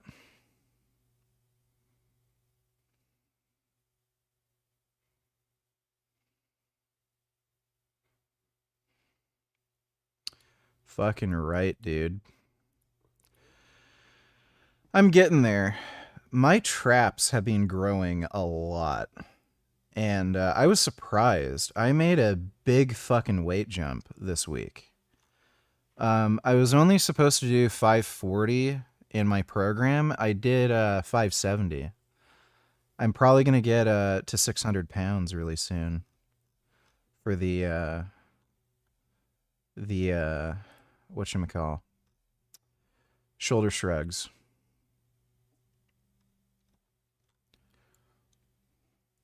Do I not follow him? I should follow him. Yeah, I think he does mostly machine work for chest now because I'm sure when you're that strong, just free weight benching is just too dangerous. Kind of sucks, man. I hate how it's so easy to tear a pec. I might have to end up getting a chest press machine at some point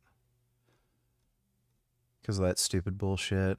I wish there was some way to replace your tendons with like some kind of synthetic tendon that just can't break. That'd be great. Hopefully we get to a point where we have like the Wolfenstein technology where you can create a synthetic like synthoid body and you can just like put your head on the like super jacked super soldier synthetically made human. Thanks for the donation though, Matthew. To see who debunked. After your heavy weights, wouldn't you get more micro tears doing a fraction of the weight, 100 reps just to max out?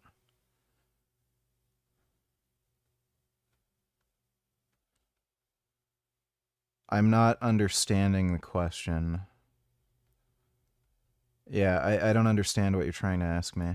You're going to have to rephrase that. How fast it was debunked and what tools or methods were used where analysts kind of disagree. They also want to know who repeated it, who can be easily manipulated. And it's good for platform moderation behavior. How long does the video stay up? How long does the violence in the video trigger or review or any kind of enforcement thresholds? So it is a way to determine what kind of synthetic information warfare operations might work better in the future. If I were to use ICD-203, I would say it is likely that Iran releases video as an information canary. They want to see who is going to repeat this video, and they also want to see who would analyze this video and come up with the correct conclusions. So special thanks to Deep Media for analysis on... You might have... Thoughts on stem cell therapy? There's no randomized trials that have shown stem cell therapy is efficacious. It could work under certain circumstances. There is a logical reason for why you'd think stem cell therapy might work. The reason there may be a lack of proven efficacy is just because certain people might not benefit from the procedure, for a variety of reasons. Could be the patient population, the particular injuries or health issues they have just might not be conducive to that type of therapy. There's also some interesting things with immune response. So if you're injecting foreign cells into your body, your immune system may attack those cells and they end up doing nothing. That's actually been found to happen with certain peptides. So if you're injecting growth hormone, TB500, BPC, there seems to be a reduced effect of those peptides if you take them for a long duration of time. And it's because your immune system ends up just destroying those proteins. So similar thing could be happening with the stem cell therapy, where some people have a robust immune response and the stem cells end up doing nothing, and some people might not, and then they benefit from it. Anecdotally, there's some people who swear by it and say it changed their life, and then there's other people who say they didn't notice anything, so, like, who the fuck knows? I would say if you're really suffering and price is no object for you, go for it. What do you got to lose? If you're kind of a normal, everyday, brokey working stiff, and price is an object for you, then you might want to consider other options first. Like, try certain peptides, try growth hormone, do some, like, rehabilitation work, whatever.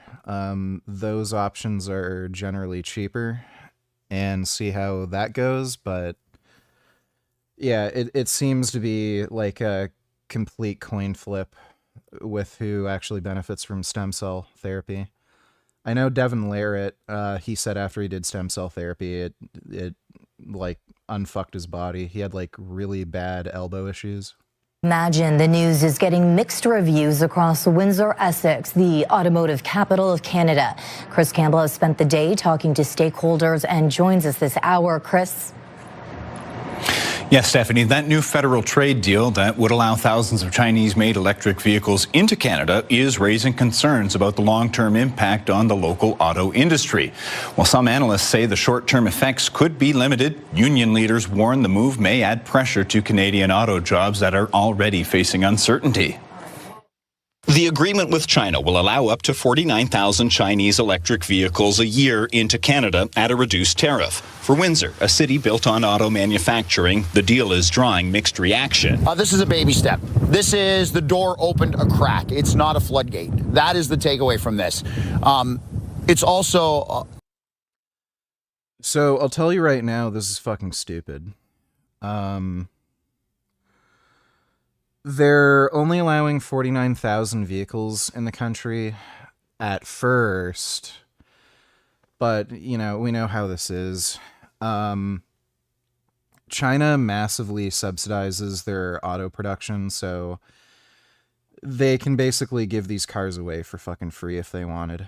They're so underpriced compared to any American or European-made competition. It's fucking retarded. Some of the reason why they're so cheap is because they're built like crap. There's weird shit with the assembly where it seems like some of the cars that are made for international export, they're made to higher standards, but the ones that are made for the Chinese market, they're just built like absolute shit because they're not actually being built to be sold. It's like a weird scam where people are taking advantage of the EV subsidies that China's, making. It's like, this is being proven, by the way. They've been exporting Chinese EVs to Russia, and China's had this issue with literally every vehicle they've ever made. Their manufacturing knowledge is like fucking 80 years behind the rest of the world. This isn't even a meme. China only recently learned how to make ballpoint pens. They did not have the manufacturing expertise to actually manufacture ballpoint pens. They would have to import parts for the ballpoint pen from other countries and then assemble them in China and then ship them out. Under Xi Jinping's leadership, they actually spent 4 years to learn how to make ballpoint pens. So the problem with a lot of these Chinese cars is the metallurgy is fucking terrible. They're extremely susceptible to rust and corrosion. And this has always been an issue with all of their cars, you know, electric or internal combustion. They degrade like fucking crazy. And they've been selling cars to Russia, and Russians have been complaining about this. And they don't even salt their roads. And Russians have been complaining about BYD vehicles literally dissolving because they get exposed to so much, like, you know, moisture, just water, ice, snow all the time. So in a country like Canada, if you import these BYD cars, you can imagine we salt our roads like crazy. These things are going to fall apart like fucking quick. So I don't know why you'd even have an interest in importing these pieces of shit. And it's usually a good thing to have international competition, because if you only have domestic made products, you know, like GM, Chrysler, they're not going to innovate, right? So if they have to compete with European brands and Japanese brands that are maybe priced better and have higher quality, then the American companies are going to have to compete. And they'll have to, like, you know, increase the quality of their cars, reduce prices, stuff like that. And it's good for the consumer. Because China's subsidizing these cars like fucking crazy, like, there's no way to reduce costs where you're going to have, like, a price and quality parity. So, it's just stupid. This is just a dumb deal that Carney ended up doing because the liberal government are fucking retards. They don't know how to manage the economy. They don't know how to, like, deal with China.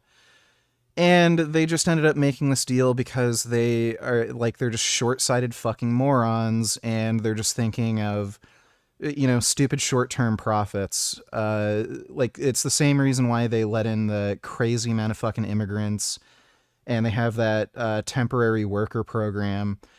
It's because they're fucking morons and they don't know how to manage the country or the economy, and that's why they made the stupid fucking deal with China. It's just stupid. A deal that contains a lot of words like expects, promises, pledges, those kind of things. So nothing is really set in stone yet. Greg Layson says the numbers help put the deal into perspective. 49,000 vehicles is a small slice of all vehicle sales in Canada. If you were to allow 49,000 EVs into Canada last year, that would have accounted for 2.5% of all the vehicles sold in Canada. It would have accounted for all vehicles sold.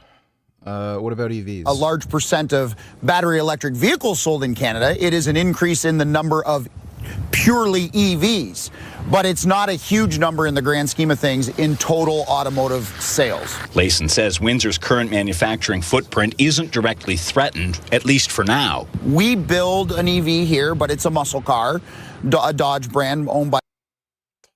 The Dodge EV is just so fucking horrendous. They're scrapping this piece of shit, and they're going to put a V8 in the next model. Stellantis. That's a very niche market, very high profit margin market, and so these don't threaten. They're not even high profit margin. So the EV market is a complete fucking scam. The reason why you see this, like, huge influx of electric vehicles, like, you know, this Dodge EV, the reason they shat that piece of crap out, it went through no fucking testing. Somebody like just drew it up on a design board, made it, shat it out. It went through zero fucking testing. The amount of problems that car has, like, it's just fucking weird and baffling. Like, one example, on the Hyundai Ioniq, that EV, they have it has a noise that makes it sound kind of like an internal combustion engine. And the way they programmed it in the Hyundai is it like goes through gears and the revs kind of change. So you'll hear it go like a normal car. On the Dodge EV, it just goes There's no rev up and there's no like simulated gear change. They didn't test it. And then when people actually bought this thing, they're like, what the fuck is that annoying noise? And they literally just put a noise in the fucking car to simulate like it's like it has an engine, and it just goes it's fucking annoying. So like, this is the dumbest fucking car ever made. It went through no testing, just piece of shit. They shat it out as quickly as possible. The reason they did that is because they can practically make these cars for free because of EV incentives. That's why all these companies have shat out like these terrible electric cars. It's because, oh, well, we can produce a shitty car that we know isn't going to sell, and it doesn't matter because we're making them for fucking free because of government kickbacks. And worst case scenario, if literally nobody buys them, we don't even lose any money. Like the fucking EV market is a complete fucking scam. It's absolute fucking horseshit. I hate the automotive industry right now. What is built in Windsor. It doesn't threaten the battery industry in Windsor that's starting to grow. From a consumer standpoint, Layson says the deal could make EVs more affordable, but warns there are trade-offs. I mean, this is a win for the consumer more than anyone else because these EVs are priced at. No, there's dumbasses that are going to buy these cars and then they're not going to get good part support. They're not going to get any real dealer support. And they're going to dissolve in Canadian winters. At $35,000. It's a loss for cybersecurity in some fronts because there are questions about Chinese technology. Union leaders, meanwhile. Oh, yeah, it'll tell you to connect your car to an app, and they'll steal all the data in your phone, and that'll just go right to the CCP. They'll say the risks to Canadian auto workers outweigh the benefits. When you look at the whole picture, people need to understand what this really means.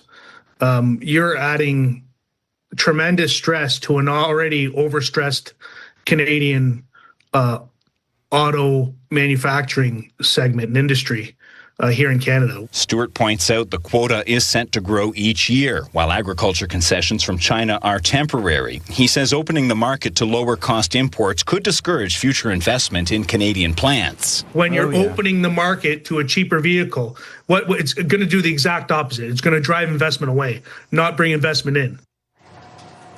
While the immediate impact on... There's absolutely no way to get price quality parity, so yeah. Windsor's auto sector may be limited. Both analysts and labor leaders say the long-term consequences will depend on how quickly those imports increase and whether Canada can protect domestic auto jobs at the same time. Stephanie? That is the Liberals just ruining fucking everything. Do you like manual or automatic transmission cars better? Manual. I'm all about the 6-speed H-pattern shifters. Religious meddling. No, that's proof enough for me that there's no God. Well, if there is, he's a vengeful God, isn't he? God. Okay, you know, in the late 90s, I think they passed a new law which made it easier for people to sue companies and individuals at their companies for sexual harassment. And as a result, to cover themselves legally, corporations made people watch sexual harassment videos when they started new jobs.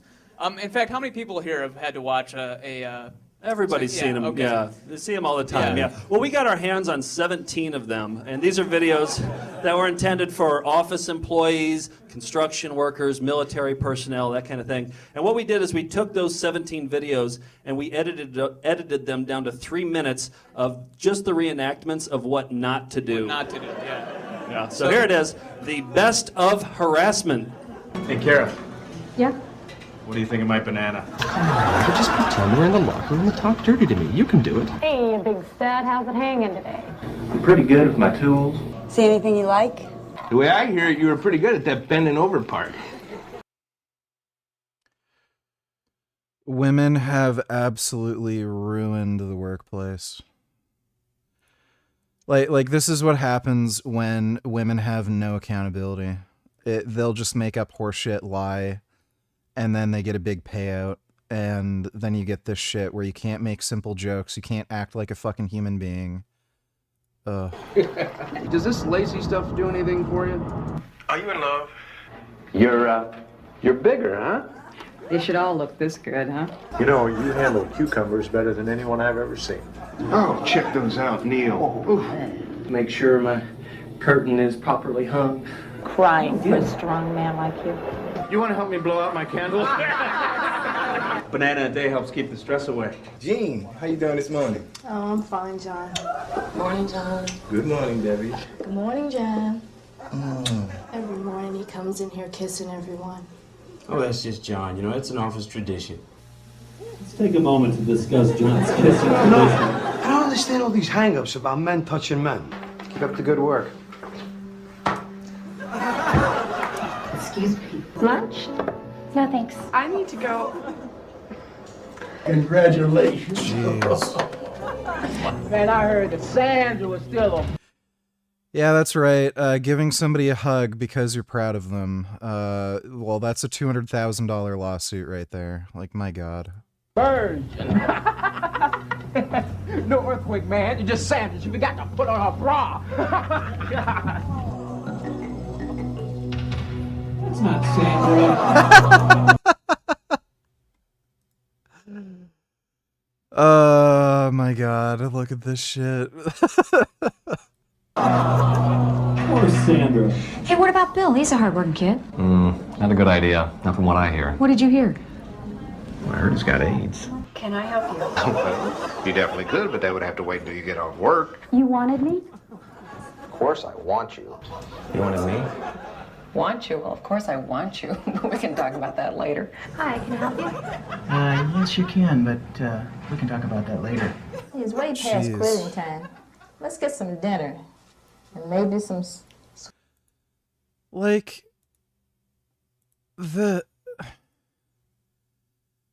is there a fucking problem with somebody making sexual advantages? Like last I checked, we're a species of ape. We sexually reproduce, and we end up having romantic and sexual feelings, right? What happened to acting like fucking adults? And, like, if somebody's making advancements on you that you don't want to reciprocate, you're just like, look, I like you and respect you, but, like, I'm just not interested in a relationship or anything. You know, I'm flattered by...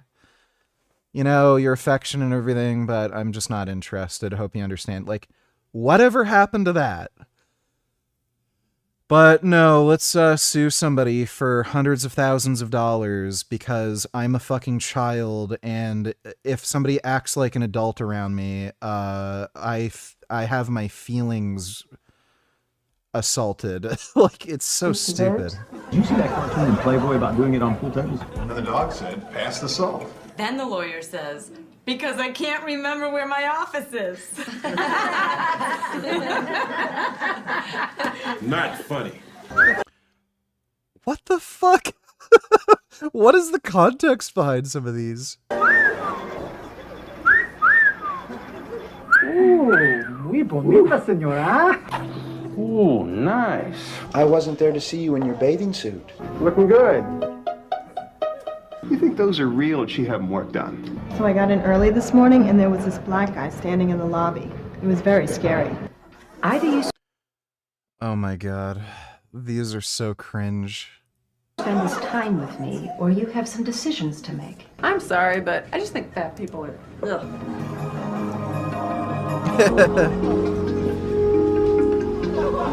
No, they were talking Go home, foreigner? about the band Foreigner. Nice jungle outfit you got on today. You know, I think I'll give him a call and try Try to Jew him down on the price a bit.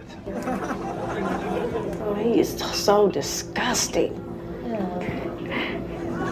Ignore him. Relax. Relax.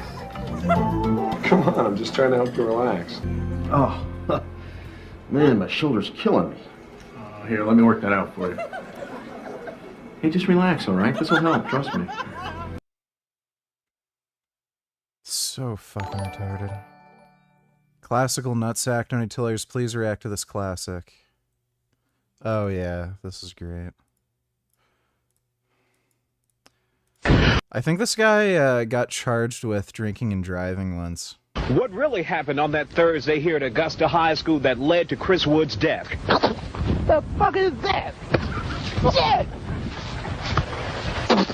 I'm dying in this fucking country-ass fucked up town. Shit flying in my mouth. The fuck? I can't see pollen. And let's get the fuck out of this country, motherfucker. I can't even see me. Okay.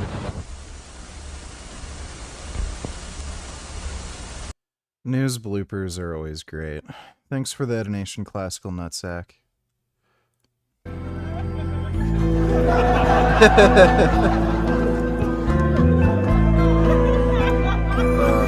It's the best of harassment. Best of harassment. Wow. I don't know. They asked us sexual harassment. You decide. Jesus.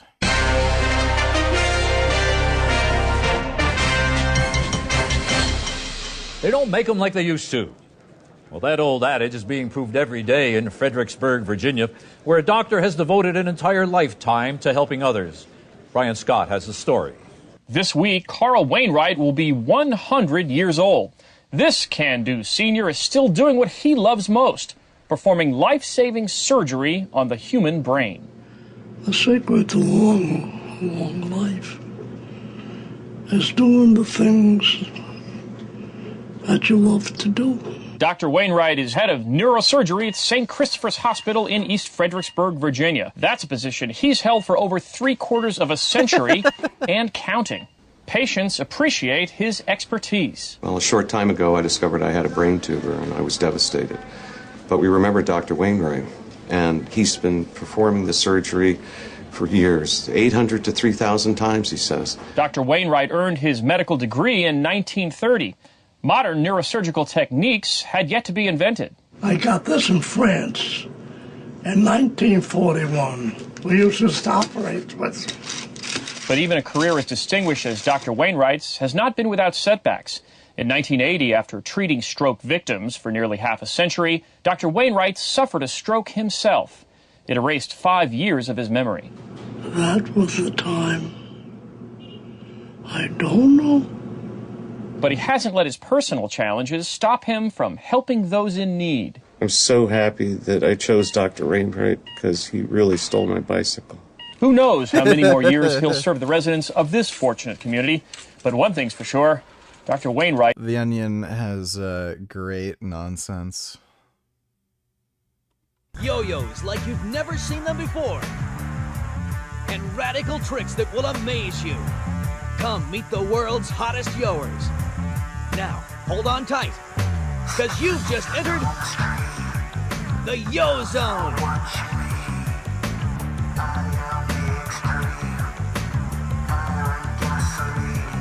It seems impossible. How can they do that? Here's your chance to not only see, but also catch a few tips for these outrageous tricks. I remember yo-yos used to be really fucking big. I had yo-yos when I was a kid. I had a really cool light-up yo-yo once.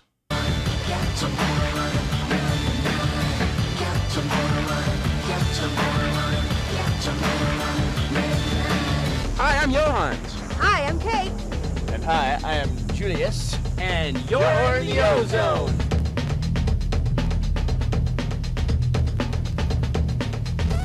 Hi, I'm Johans. I'm 24 years old. I learned how to yo-yo when I was 14. It doesn't take 10 years to learn how to do all the tricks. It just takes lots and lots of practice.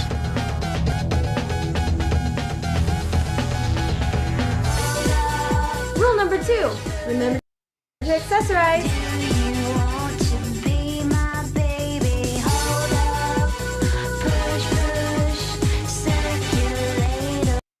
I think I remembered hearing one time that there was like some, like, there used to be yo-yo competitions. There probably still are, but the number one world's best yo-yoer made like $35,000 a year.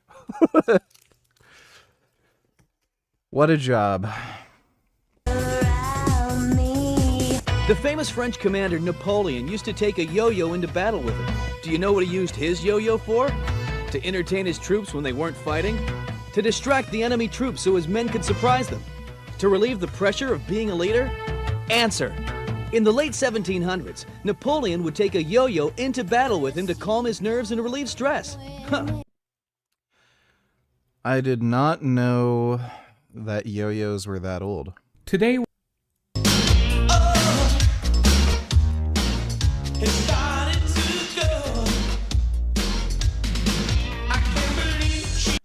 she's fucking pretty damn cute.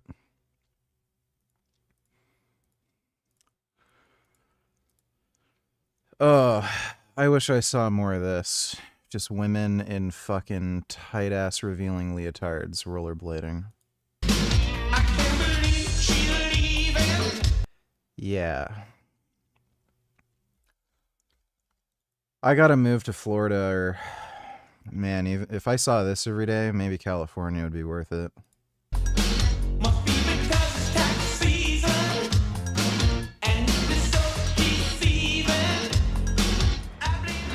Hey, listen, Doc said we've got to get this guy back. Don't worry about it. He'll be here. It's tax season. Congratulations, Mr. Mills. You are now the proud owner of the Hollywood Tax Service.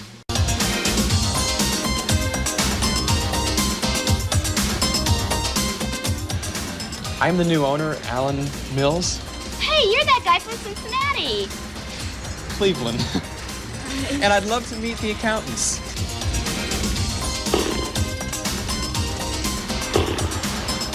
Excuse me. I'm Jorge, Doctor of Financial Association with a degree from the University of Havana, Cuba. Oh, Mr. Mills, I'm T. William Douglas III. You'll find everything in order around here. Doesn't look like there's any more nice girl butts. I'm Russian. we're going to be exploring the life of Marvin Eder. He was one of the most freakishly strong natural bodybuilders to ever live. Just wait until you hear about his lifts. Some of them were so extraordinary that they could not be replicated until steroids came around to help. Even to this day, we have not seen another like him. All of this while also being fiercely... What, with, some of this stupid shit. You see some of these photos, yeah, 1950s. Very skeptical this guy benched 515. Very skeptical. Especially when you see photos like this. One, what the fuck are these weights? Like, does... I don't think that couldn't possibly be 515. That looks like a 45, two 35s, a 25, maybe a 10 and like 3 5s or something. Like, so there's so many fucking people from this time period where it's so easy to just lie and fake lifts. I'm highly skeptical of some of these fucking stories. Like, this was even before standardized equipment, too. So when you hear of people bench pressing, they didn't even have, like, the bench press. So what they do is they'd set up a literal bench of some sort, and they'd have people hand them the weight, or they'd like lift it off from the ground. It's it's weird. Very iffy if some of these people from this era lifted the weight they claim. The anti-steroids makes Marvin a true legend of the iron. Did you react to Steak and Butter Gal's vid?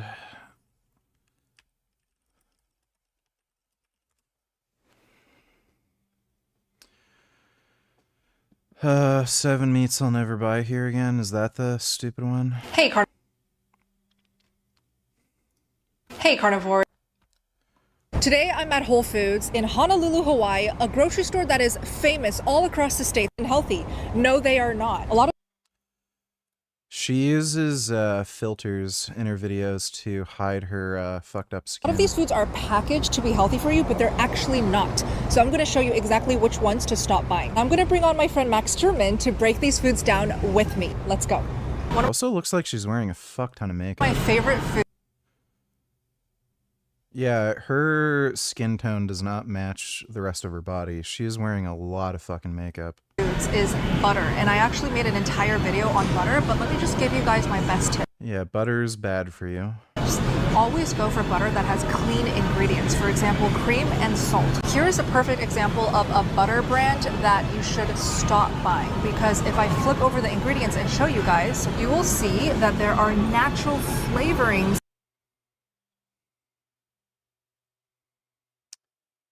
What is the issue with natural flavorings? In this butter. That is not real butter. Do not go for butter that... That is butter.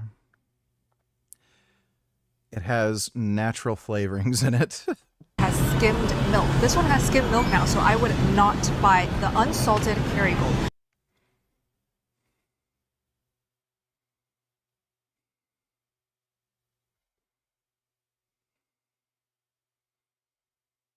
Pasteurized cream, skim milk, cultures. What difference does that make? Is milk bad for you? If it's bad for you, then why are you eating a milk product? So Max is holding an egg option that most people buy, but it's actually not healthy for you. Dude, look at this fucking beta male. Like, imagine walking around with this little bitch mustache. This is probably the best option you guys can get. The problem with eggs like these is the diet that they're fed. Chickens are what is referred to as a monogastric animal, which means they have a very simple digestive system. As a result of this, what they eat essentially ends up not only in their flesh, but also in their egg. And when we analyze the fatty acid profile of eggs... That's true of any animal. Eggs from chicken fed these low-quality grains, we see it as much higher amounts of the inflammatory omega-6 fatty acids. Omega-6 fats are in no way inflammatory, and there is no pathway in the body in which they can even trigger inflammation. Meanwhile, if you guys can get... Like what's strange is omega-6 is an essential fat. So they're saying an essential fat is bad for you? Like, you'll die if you don't consume any omega-6. Omega-6 deficiencies are ridiculously rare. I don't know if you can technically develop an omega-6 deficiency if you're eating food. There was one case where a woman had her stomach and intestines blown out by a shotgun. She was a victim of an armed robbery. The guy blew her stomach and intestines out with a shotgun, so she couldn't, like, eat food anymore. So they had to feed her through an IV. And this is actually how they discovered omega-6. They were feeding her all the food, like all the nutrition that they thought the human body needed through an IV. And she developed this, like, extraordinarily rare deficiency. It may be the case that nobody even had it before, assuming you're eating food. And they discovered the essential fat omega-6 because it wasn't in her IV feeding thing. And then they added in, like, soybean oil or something to her IV, and then she was fine. But like it's really weird how they're claiming an essential fat that you need to live is inflammatory. Pasture-raised eggs like this, or even better yet, soy-free and corn-free.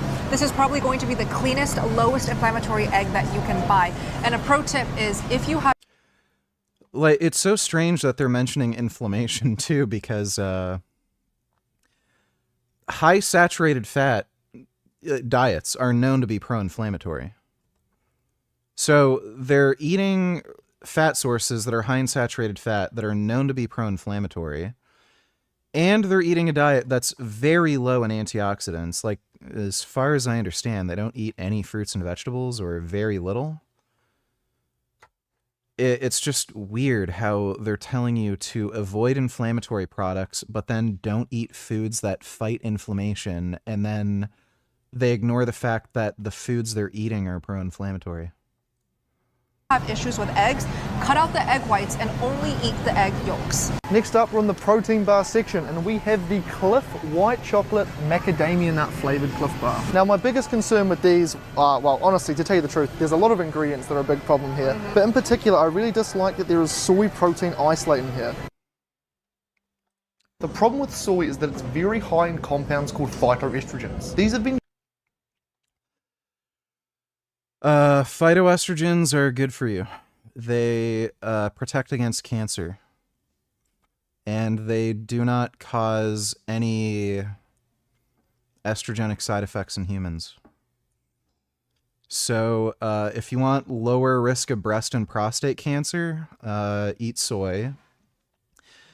If you want to increase your risk of breast and prostate cancer, then eat a diet high in saturated fat, because butter, like dairy products in general, but very high saturated fat diets that are high in things like butter are associated with breast and prostate cancer.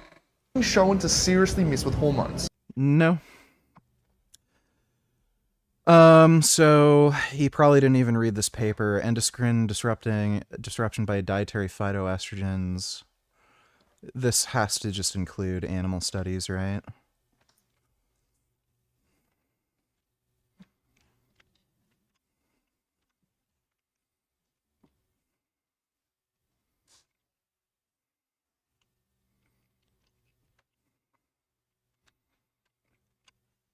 While some beneficial effects might be conferred by including moderate levels of dietary soy,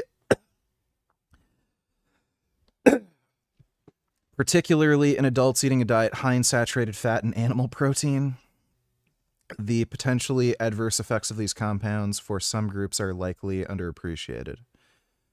An abundance of animal data unequivocally demonstrates that soy isoflavone exposure at doses and plasma concentrations attainable in human subjects, including soy-reared infants, can permanently alter the structure function of neuroendocrine pathways. So they're just looking at animal data. He cherry-picked a garbage literature review that only looked at animal data. If you look at the updated meta-analyses on human data, soy has no effect on your hormones. Which can then lead to issues with your mood. If you want to know just how much these compounds can affect your hormones. Researchers in Japan use soybean compound to make catfish 100% female. Okay, I guess if you're a catfish, maybe avoid soy, but I'm pretty sure everybody watching this video isn't a catfish.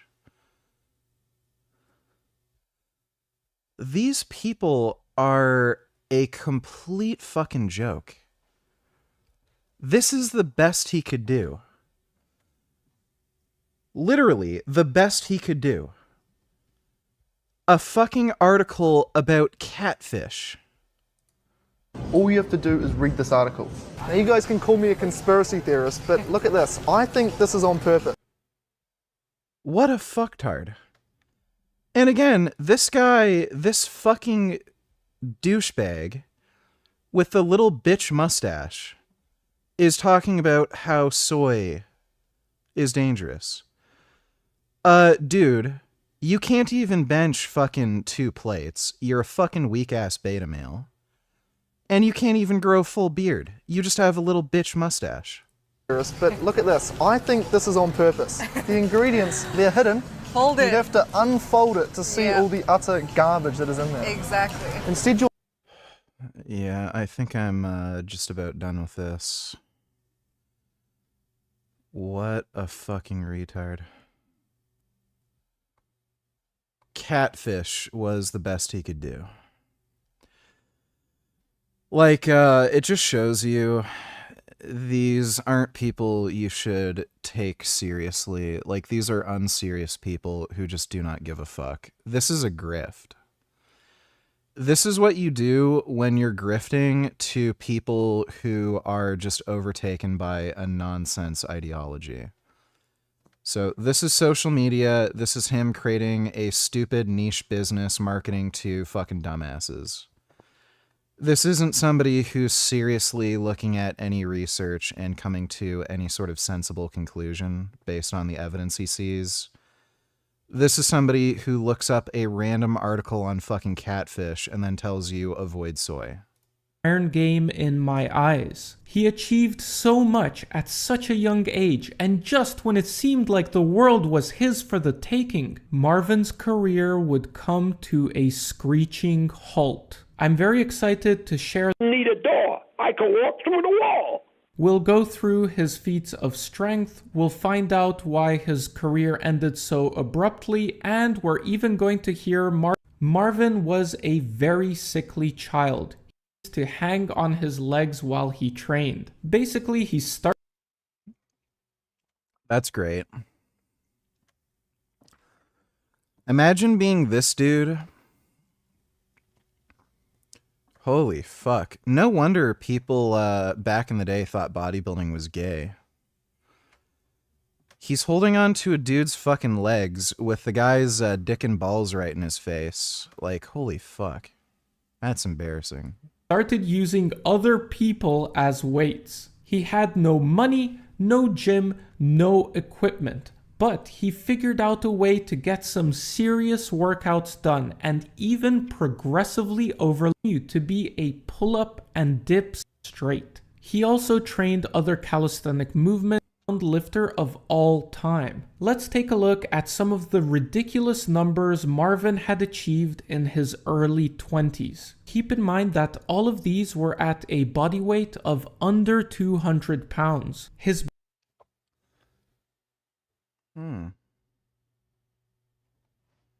Hello, Gum Gum.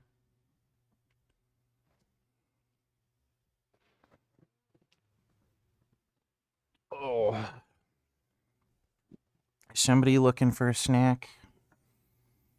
Is this kitty still looking for a snack? You know I love my kitty. You're a good baby. Best bench press was 515 pounds. He was the third person. Where? What competition? How is it verified? Person in history to bench over 500 pounds and the first to do so at under 200 pounds body weight. He famously benched with a super wide collar to collar grip, which would not be allowed. Yeah, that's not meat, right? Like, so. Allowed in a modern powerlifting competition, but really doesn't make the lift any less impressive in my opinion. Kinda does. 515 pounds is still a world-class bench even to this day. With my own I don't want to bother setting up my camera and showing you, but assuming you are you have the tendon strength to kind of not have your pecs tear, benching with that stupid wide grip gives you such a ridiculous advantage. It's not even funny. So no, there's a reason why it's a powerlifting standard. It completely changes the lift. It just ends up becoming silly nonsense.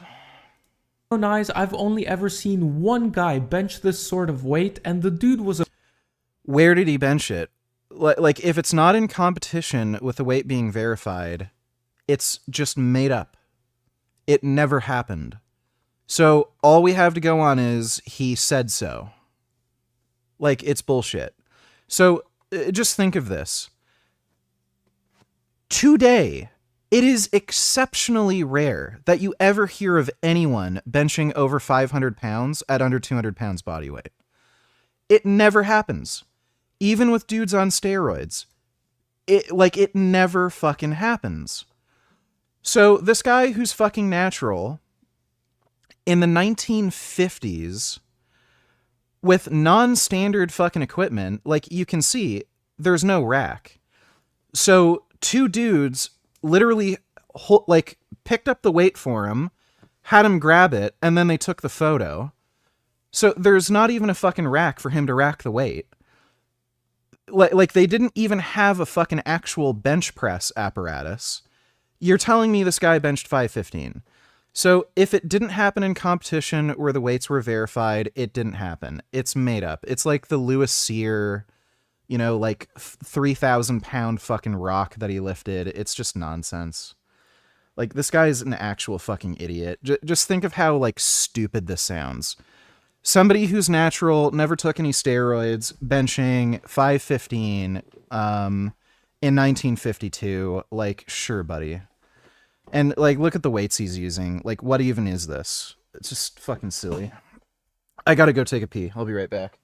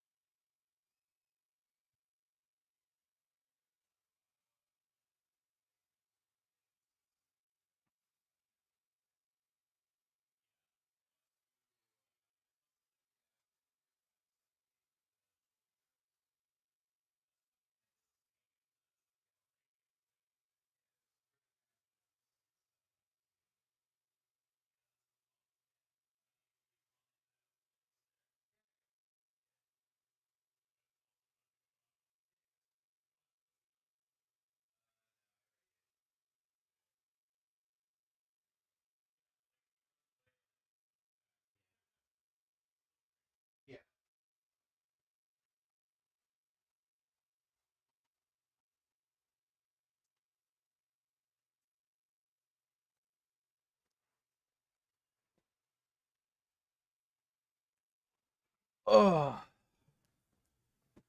All right.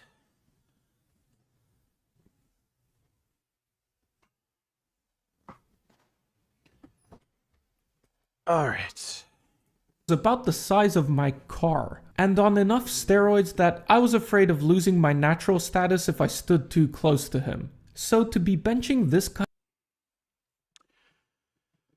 So these clearly aren't 45s. I'm assuming they're 35s. Why? It just weird. Maybe this is like some stupid shit fuck retard gym. So what is that? I'm assuming that's a 45, and then two 35s, and then two, oh wait, two 35s would be 70, and then two 25s, and then three 10s times 2 plus, assuming this is a standard Olympic bar. So this would be 270.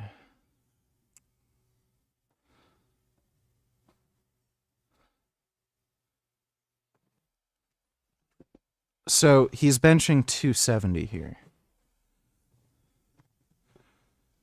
Let me just do the math again just to make sure. So 45 plus 70 plus 50 plus, wait, 40, maybe I fucked up. 45 plus 70 plus 50 plus 30. Oh, yeah, I fucked up. So that's 435. And it's just a photo. No video. And this is at a gym, not a competition. And, like, by the way, this is clearly a photo shoot. He's wearing a fucking diaper. So, I'm guessing this guy didn't normally train in a white diaper. So, this is a fucking photo shoot for some sort of magazine or newspaper. He certainly didn't actually lift this, and they just wanted to show this for, like, in this, for the photo. Where's the evidence that he fucking lifted this? Kind of weight natural at under 200 pounds body weight is quite... He didn't do it. He did not do it. Let me... I think there might have been some West Side lifters who benched over 500, but I think that was equipped.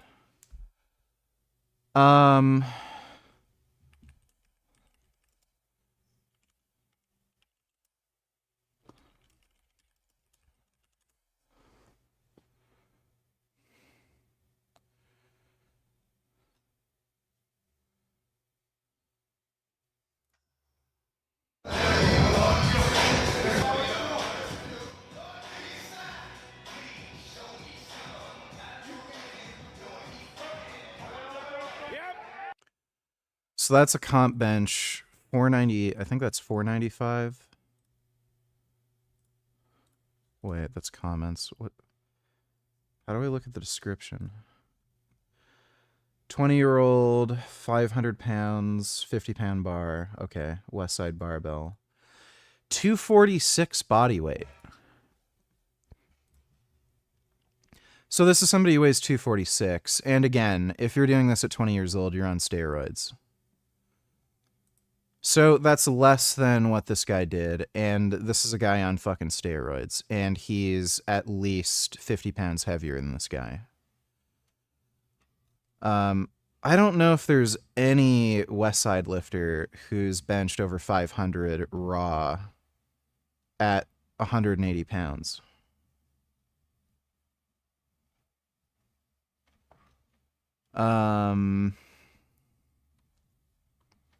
Yeah, there probably isn't. I know there's equipped lifters who've benched over 500, at 180 pounds-ish body weight, but like this just never happened. Frankly, almost unbelievable. And I'm not quite sure if... Almost unbelievable? No, it's unbelievable. There's no video footage. He didn't do this in competition. There's no way to verify the lift. It never happened. There's anyone alive right now who could match it. But of course, there's more. Marvin could do a dip with... Yeah, why do you think that is? It's because this didn't happen, you fucking idiot. Like, dude, there is like this weird natty cult where they're like the most brain-broken fucking retards imaginable. Just everything they can fucking grab a hold of to say, oh, you don't need steroids. Some guy in the fucking 1800s lifted more than these steroid users did. There's no video footage of it. They never did it in competition. And they just told some local newspaper they did it, but it actually happened. 2 large men hanging on his legs for a total No, the US will not invade Greenland. added weight of 430. The Inuits all eat meat. How are they still living? Because human beings can eat anything and survive off of it. We're basically like rats. They don't live long, though. I think their average life expectancy is something like 60 years old. And that's today. So... 4 pounds. As far as I'm aware, this weight has never been matched, regardless of weight class or anabolic use. I did a little digging, and it looks like this guy, Matthew Zlot, has the best dip in the world right now at 430 pounds. So he's extremely close, and likely he will surpass Marvin's dip at some point, but as of the making of this video, it's possible. Again, non-standard fucking lift. It's just a photo. There's no way to verify if he actually did it, what the weight was. It's just all nonsense. That Marvin had the heaviest dip of all time. He was also a world-class overhead presser. He smashed the world record in his weight class by many pounds. Here he is pressing 330 pounds, and keep in mind that he had to clean this weight off the floor. And apparently he had very poor technique on the clean, so he likely lost a lot of strength before he could even begin. Was this... So, if this was a weightlifting competition, they would have had the lift standardized at this point. There used to be 3 lifts with weightlifting. It was the clean... it was the snatch, clean and jerk, and clean and press. They got rid of the clean and press because weightlifting is run by retards. And basically, they thought the clean and press didn't look good. The clean and press world record was, it was like 500 or something pounds. Oh my, what the fuck? Am I going nuts or is it not?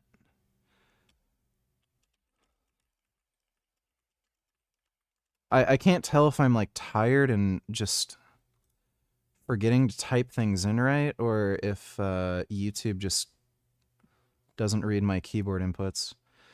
So yeah, the clean and press world record was 502, and then shortly after this, they got rid of the event.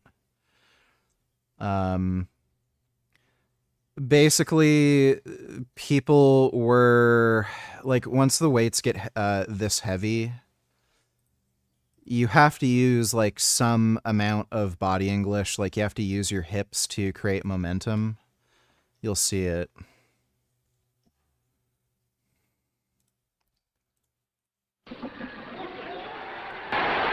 So basically, the weightlifting federations, they didn't like how they would do this move with their hips. It's really stupid. Weightlifting is like this dumb, gay, elitist sport where rather than just caring about how much weight people are lifting, no, it also has to look pretty too. So if this was a weightlifting comp, he would have had to have done 3 lifts. The snatch, or no, sorry. Yeah, the snatch, clean and press, and clean and jerk. If he's only doing a clean and press here, what the fuck is this? Where was this done? What competition? Question mark. Like, so, like, there's no video footage from this, and again, what fucking competition was this at? So, it, like, a 330, clean and push press is very achievable for a natural lifter. Very achievable. If this was actually a strict press, that would be extremely fucking impressive, but how the fuck do we know what the fuck he did? Kid Boo donated $2, let me see. Women do not need men to get bank accounts, houses. They have careers on their own. No, you still rely on men. It's just indirect now. See, men have always been in between women and the real world. That your office job is not real life. Here's another depiction of that. Here's men going out to face danger and build things on the outside in order to create a safe space for women on the inside. This is how it's always been, and it still is. You just don't understand that because you're too comfortable. Men still do all the hard work. If all women stopped working right now, we'd be fine. If all men stopped working, everyone would die. And that is, again... That is actually, like, literally true. Men do all the important work, women do all the bullshit, menial tasks that nobody fucking cares about.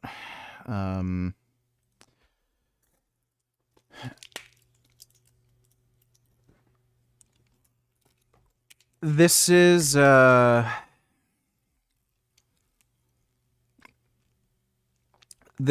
indisputable.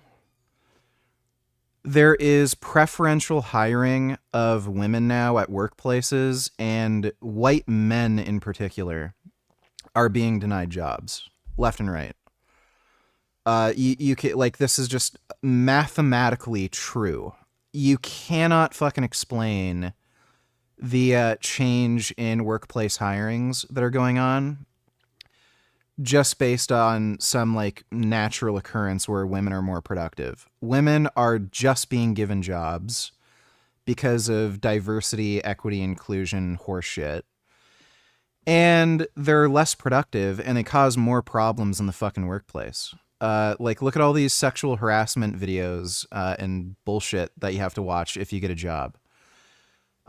They just create more fucking problems, and they just do stupid nonsense all day.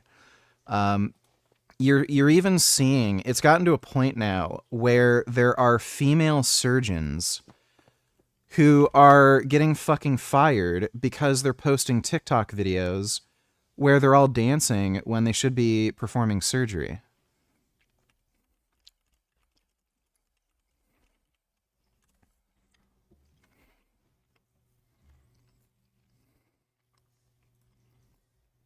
Famous physician known as Dr. Roxy.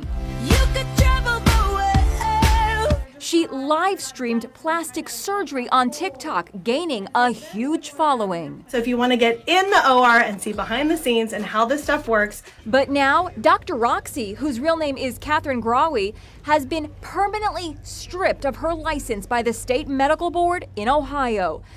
Dr. Roxy claims that this will change her life forever. Well, she has single-handedly forever changed the lives of at least 3 people. The board said its decision was based on her failure to meet standard of care following evidence that she botched 3 surgeries.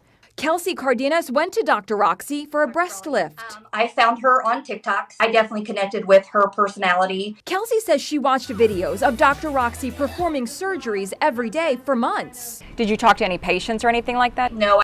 This is what women do in the workplace. They do silly, nonsensical horseshit.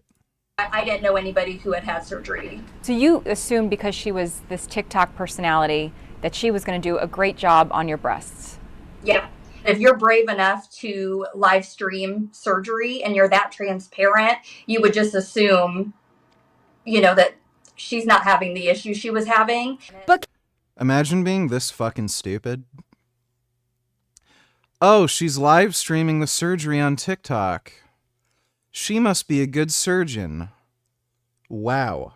Imagine being that fucking dumb. Kelsey says she suffered major complications. By 4 weeks, I had a 5x5 wound under that breast. She live streamed your surgery. She did. Do you feel that that could have contributed to what happened? Do you think she wasn't paying attention? Rewatching it, I saw a couple cuts that she made when she was clearly talking to the camera or focused on what she was saying to them. Kelsey says she finally went to another doctor. He said there's no way this is ever going to look normal again. Dr. Roxy had no comment about being... So this is the kind of retarded, stupid shit that women do in the workplace. And again, it's because women have no accountability, She's the right? It's so normalized where women are just given jobs because of like DEI and fucking wokeism horse shit. And they're not given the same level of scrutiny as men. Like when women do stupid shit, it's like, oh, well, that's just what women do. If a man does unprofessional, stupid nonsense like this, they're fired on the fucking spot. Like they're reprimanded. Like there's consequences. But women in the workplace, they get to do whatever the fuck they want. And everyone's worried about firing these women or telling them anything because, oh, sexual harassment lawsuit, discrimination lawsuit. Like we've just created a society where there's no accountability for fucking women, and this sort of shit happens where you have even fucking female doctors who are dancing and doing TikTok videos while fucking performing surgeries. So, like, it's just fucking retarded, and I mean, oh my god, the amount of stories I have where friends have to work with women, and it's just... absolute nonsense, just fucking constantly. Donated $2. Man, look at this fucking cuckery, this cuck praising China, saying how it's so good that Canada is going to have stronger relationship with China, praising them and have China EV imports while talking shit about US. Oh, what an idiot. And then you have Xi Jinping. Xi Jinping uses the words, "We want to foster a healthy, stable world order." Play this clip.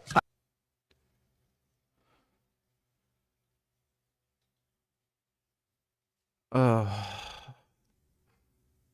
Wow. I am very pleased to meet you again. Last October, we met in Gyeongju, the Republic of Korea. It was a very good meeting. That meeting, I believe, marked a turnaround in the China-Canada relations and placed it on an upward trajectory. In the past couple of months, the agencies of our two countries... So here's what's going on. The left wing are getting infiltrated by China, and the right wing are getting infiltrated by Russia. That's why you're seeing so much of this dumb shit. Have engaged in deep discussions on resuming and restarting cooperation across the board and produced positive results. I am heartened by the progress. This is your first visit to China as Prime Minister, and the first visit to China by a serves the country with a symbol of both countries. Are focused on this new world order. Listen to Carney right here. Play this clip. As you mentioned, mine is the first visit of a Canadian Prime Minister to China in nearly a decade. And I look forward to realizing its promise. My government was elected in the spring of last year. Under your leadership and the President Xi countries Yeah, and Canada's just going to become more of a shithole. is historic, it's complementary. The one good thing out of this is it'll probably be easier to get steroids in Canada. Like, that's it. But doesn't help out most people. And it's deeply personal for so many Canadians. And here's what Premier Li Qing had to say. Here, play this clip. I'm very happy to receive you, Prime Minister Carney, here in Beijing. First of all, a very warm welcome to you on your visit to China. I still remember in September last year, like, this guy is happy that countries are building relationships with China, a hostile nation that seeks world domination and is trying to fuck over every other country. United Nations meeting taking place. And there you have the Chinese ambassador to the United Nations. Here. Well, yeah. Political discourse is just non-existent anymore. Everyone's just an idiot. Thanks for the donation, too. The movement. Here's another photo of him split snatching 265 pounds. And the caption makes a note of his poor form, saying, quote, Marvin Eder is one of the strongest... I've never even heard of split snatching. ...light heavyweights of our time. But his style in the snatch and clean leave much to be desired because he has not trained them sufficiently to master perfect form. Lifters should learn perfect style before squatting 475 pounds for multiple sets of... That's not particularly impressive. 10 deep reps. He trained quarter squats as well, which... That's a photo. That's not him squatting, what, 470 for 10 reps. That's just a photo. And again, 245s and like what? Who knows what these are?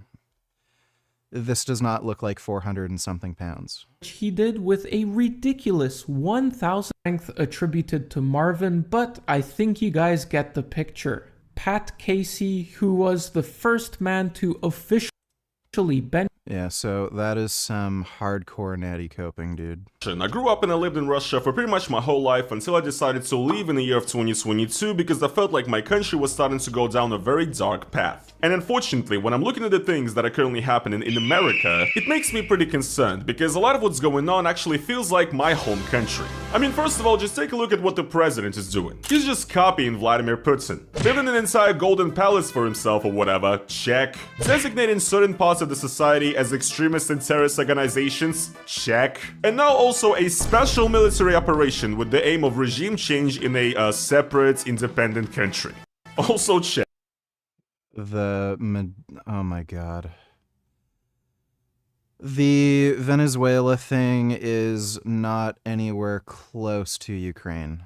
At this point, it honestly feels like Trump is just trying to speedrun Vladimir Putin's entire career in just one presidential term. But also, paying attention to the way Americans act on social media has kind of shown me that the level of derangement of some Americans is now very close to the Russians who support Vladimir Putin, the war in Ukraine, and who are, you know, super patriotic. Because, for example, when an anti-Putin critic Alexei Navalny was poisoned in an operation that was pretty obviously staged by the government, instead of being shocked by the fact that a Russian citizen can be poisoned by the government, these pro-Putin people actually supported it and celebrated it, saying that he deserves it. And these same exact people also celebrated when he died. And in America right now, we have a very similar situation where an American citizen has been murdered by the government, and yet instead of focusing their attention that now the government basically has the right to kill civilians, some Americans instead like to pay attention to the fact that the yeah, bootlickers. It's just due to political polarization.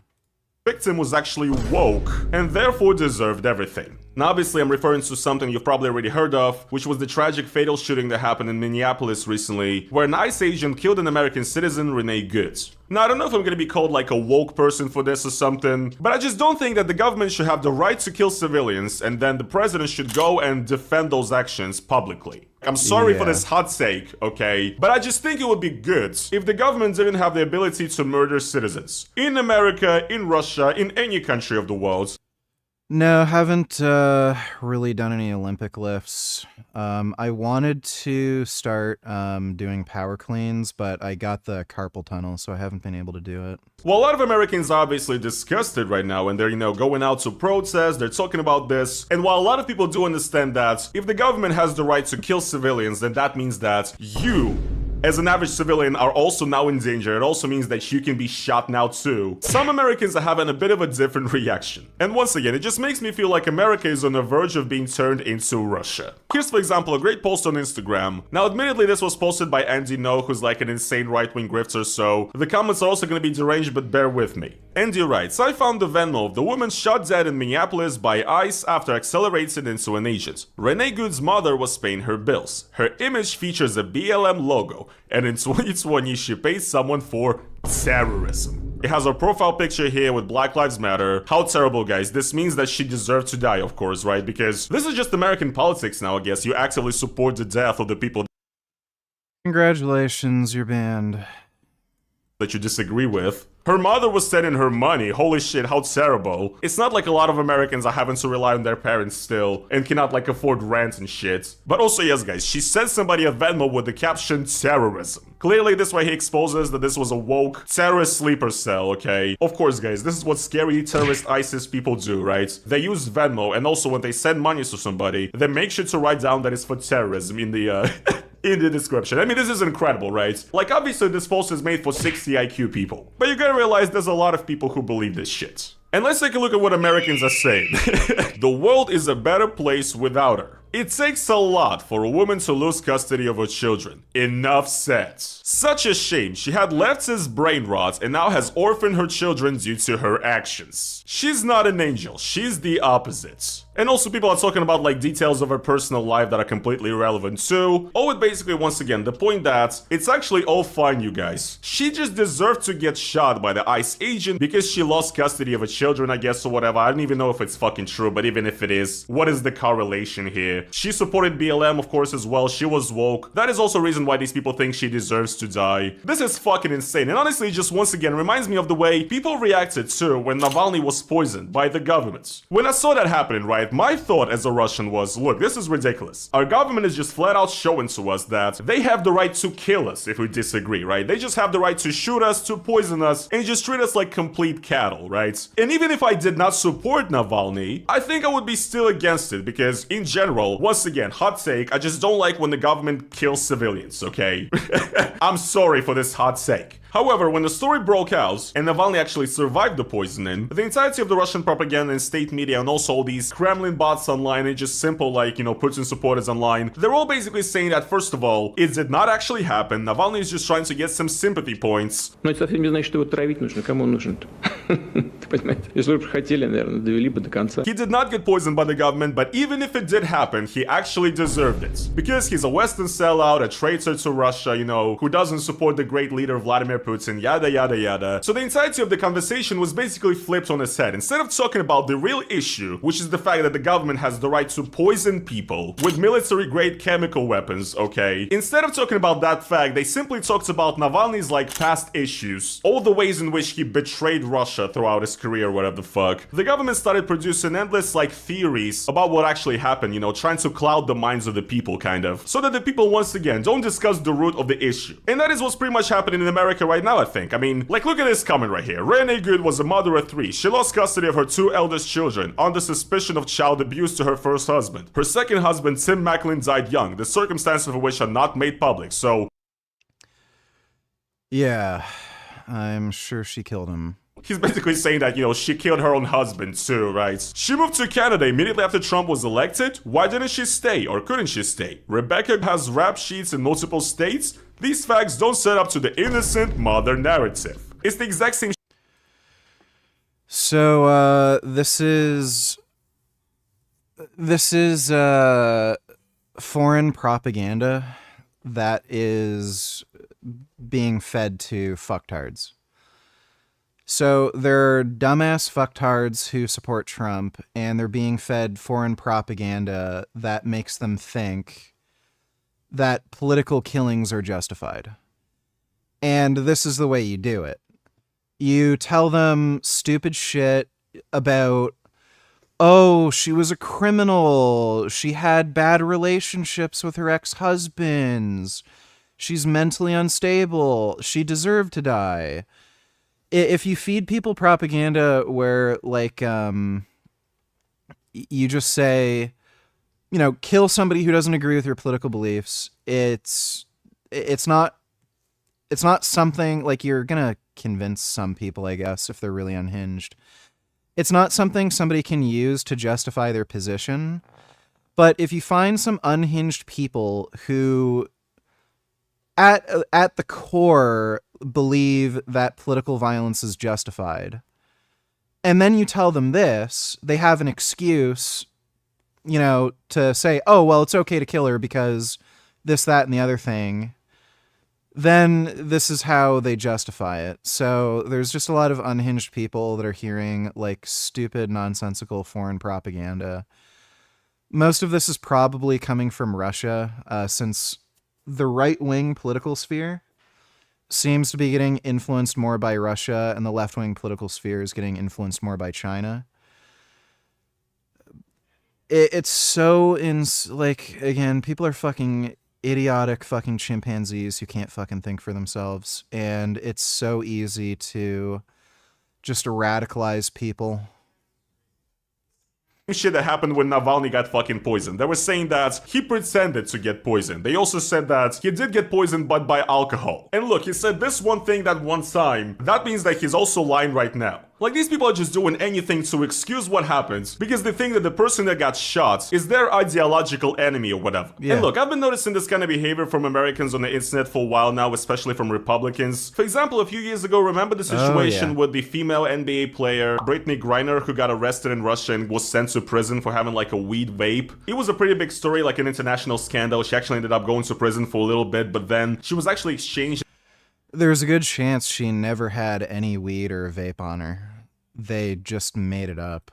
And sent back to America as part of this big prisoner exchange between Russia and America. She was actually changed for a insane like weapons dealer who's known as the Merchant of Death, so very nice. But anyway, it was a pretty ridiculous situation, right? Yes, maybe she should have known better to not bring that weed vape to Russia, but 9 years in prison for that is a bit ridiculous, right? And well guys, fellow Americans of course were very supportive of Brittany Griner in this situation. Keep her there. She didn't want to be in US anyway. Nah, she's the definition of a double standard with her woke self.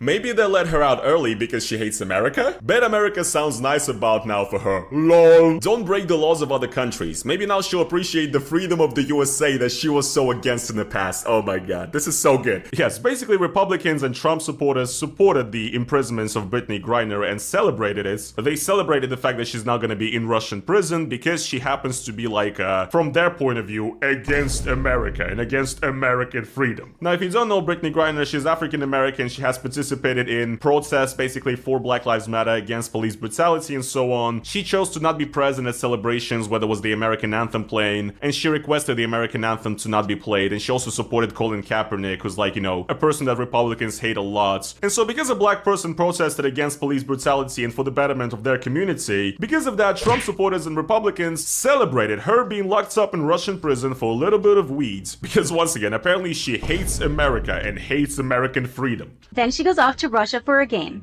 brings marijuana vape cartridges with her in violation of Russian law, because, you know, rules don't apply to her, and gets sentenced to 9 years in prison. Karma. I bet she likes America now. It's quite funny, by the way, to make that claim when, you know, like if you support people being sent to prison, especially sent to prison in a foreign country that is an authoritarian regime that is supposed to be an enemy of your country, by the way, especially like if you're like a hardcore Republican, you gotta be against Russia, right? But it doesn't work like that anymore, guys. They all support Russia now because they're all complete fucking cucks. Besides, she doesn't like it here. Putin can have her anti-American arse. We're all stocked up. Good thing she likes to kneel. She'll be doing a lot of that for the prison guards. God bless America. When you celebrate a person being locked up in Russia... Gummy, there's no food here, and can you please stop jumping on my monitor? Thank you. For her free speech, right? She just had an opinion that she do not like. Her protesting against, police brutality was her free speech and this whole called freedom of America that she, pretend to defend, right? Yes, that totally makes sense. You're definitely a free speech warrior who stands for, the freedom of expression in America, right? Because you think that people who have a different opinion from you should be locked up in prison in Russia, and you celebrate it. Yeah. Congratulations to the Russian judicial system for a fair and impartial trial. Not all nations are as soft on crime as the US. You have fucking death penalty. What the fuck are you talking about right now? Anyway, I mean, it's just hilarious. Isn't the point of American free speech is that you should be allowed to criticize your country and your leaders? In Soviet Russia, right, if you want to criticize the government, if you want to criticize the leader, you're immediately called like a traitor who got paid by the West, who hates Russia and so on. But in America, it's actually the exact same thing. If you dare to have some ideas about how to make your country better, if you want to criticize the leaders and the governments, they basically tell you that you are anti-American, that you hate America, that you hate American freedom, and that you are not grateful to be in this country or something. Like, it's just the exact same shit. Now, I already know what a part of my audience might say to this, those that are kind of, more right-leaning. I know some people might say that in America, it's actually like this for both sides of the political aisle. Both sides at this point want to, celebrate others being murdered, right, and so on. Just as an example, you can say Kirkification, right? A lot of people are making fun of Charlie Kirk and, of his death and so on, making memes out of it or whatever. So clearly all you leftards are just as bad as us. Going to be real honest, I have about as much sympathy for this person as the left had for Ashley Babbitt and Charlie Kirk.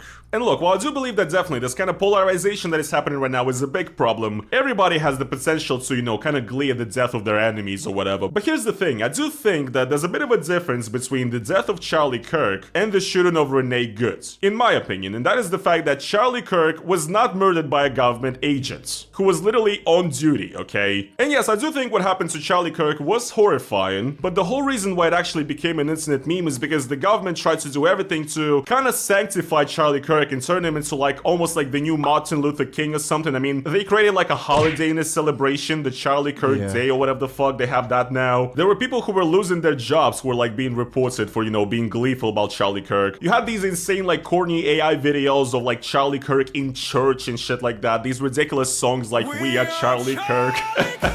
Yes, what happened is sad, but the way the government kind of used Charlie Kirk's death was absolutely comical. And because they pretty much said, no, you cannot make fun of this, that is exactly what made the internet explode with all these Charlie Kirk memes. If the government didn't turn his death into such a circle jerk of propaganda, then maybe this meme would not even have happened. And with Renee Good, once again, I think you have quite a bit of a different situation. The people that are outraged about what happened simply have a belief that the government should not kill its own civilians. And once again, the fact that this happened now means that it's fucking open season for anybody. It's not about supporting a political side or something, it's about not supporting state-sanctioned violence. I honestly believe that most of the people that protested for Renee Good would still go out and protest even if Renee Good turned out to be like a Trump-supporting Republican, because once again, it's not about being woke or not woke. It's simply opposing the idea that the government gets to kill civilians. And as a Russian, once again, it is insane to me to see how the propaganda is twisting the entire story, is making about the political beliefs of the person that got shot. The main attention is paid to the ex-husbands and the, custody of the children of Renee. About her marriages and, about her moving to Canada and that being suspicious, right? It's not about government agents shooting people, it's about somebody's personal life now. And this is once again what they did in Russia too. When Navalny got poisoned, when he got later killed in prison, all the propaganda in the government pundits would say is that Navalny was no saint, he was a traitor of Russia,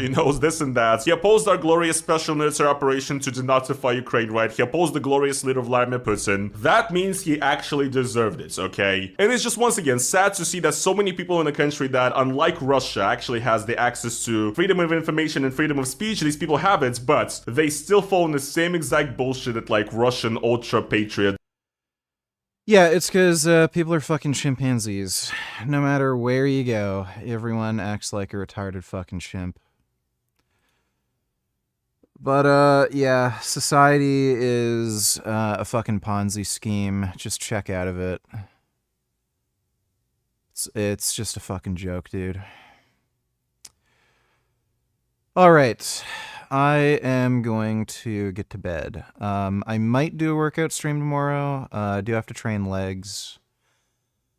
We'll try to do the normal stream earlier. And then we can play some games and shit afterwards. But we'll see how things go. But big thanks to... Oh, wait. 2 new Frank shorts? Let me see.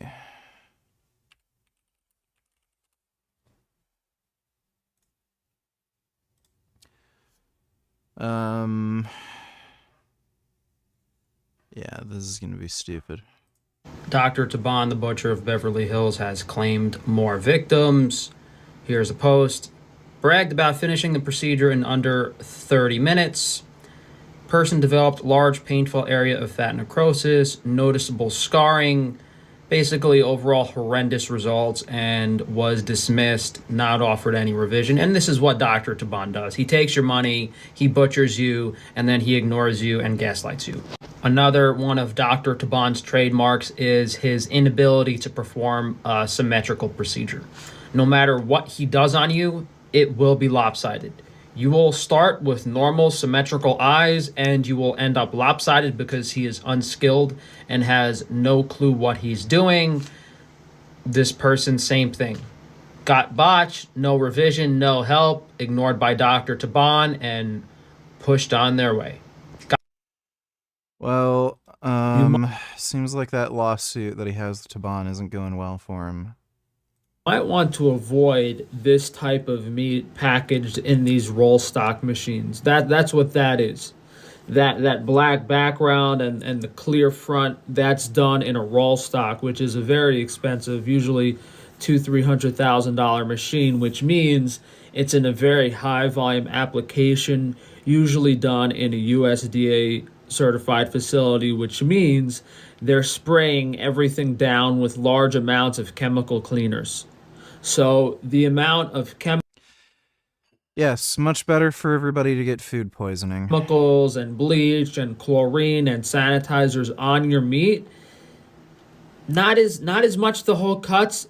You can't put bleach and chlorine together, so it's not bleach and chlorine. They don't use bleach. It's chlorine. I'd be really concerned about the ground meat. I would never buy roll stock ground beef, and even the whole cuts I would try to avoid. We don't do this on Frankie's Strange Meat, just specifically to avoid the type of industrial cleaners and chlorine and the stuff associated with high volume. All right. Well, his meat business is going bye-bye. He's going to be declaring bankruptcy soon, so.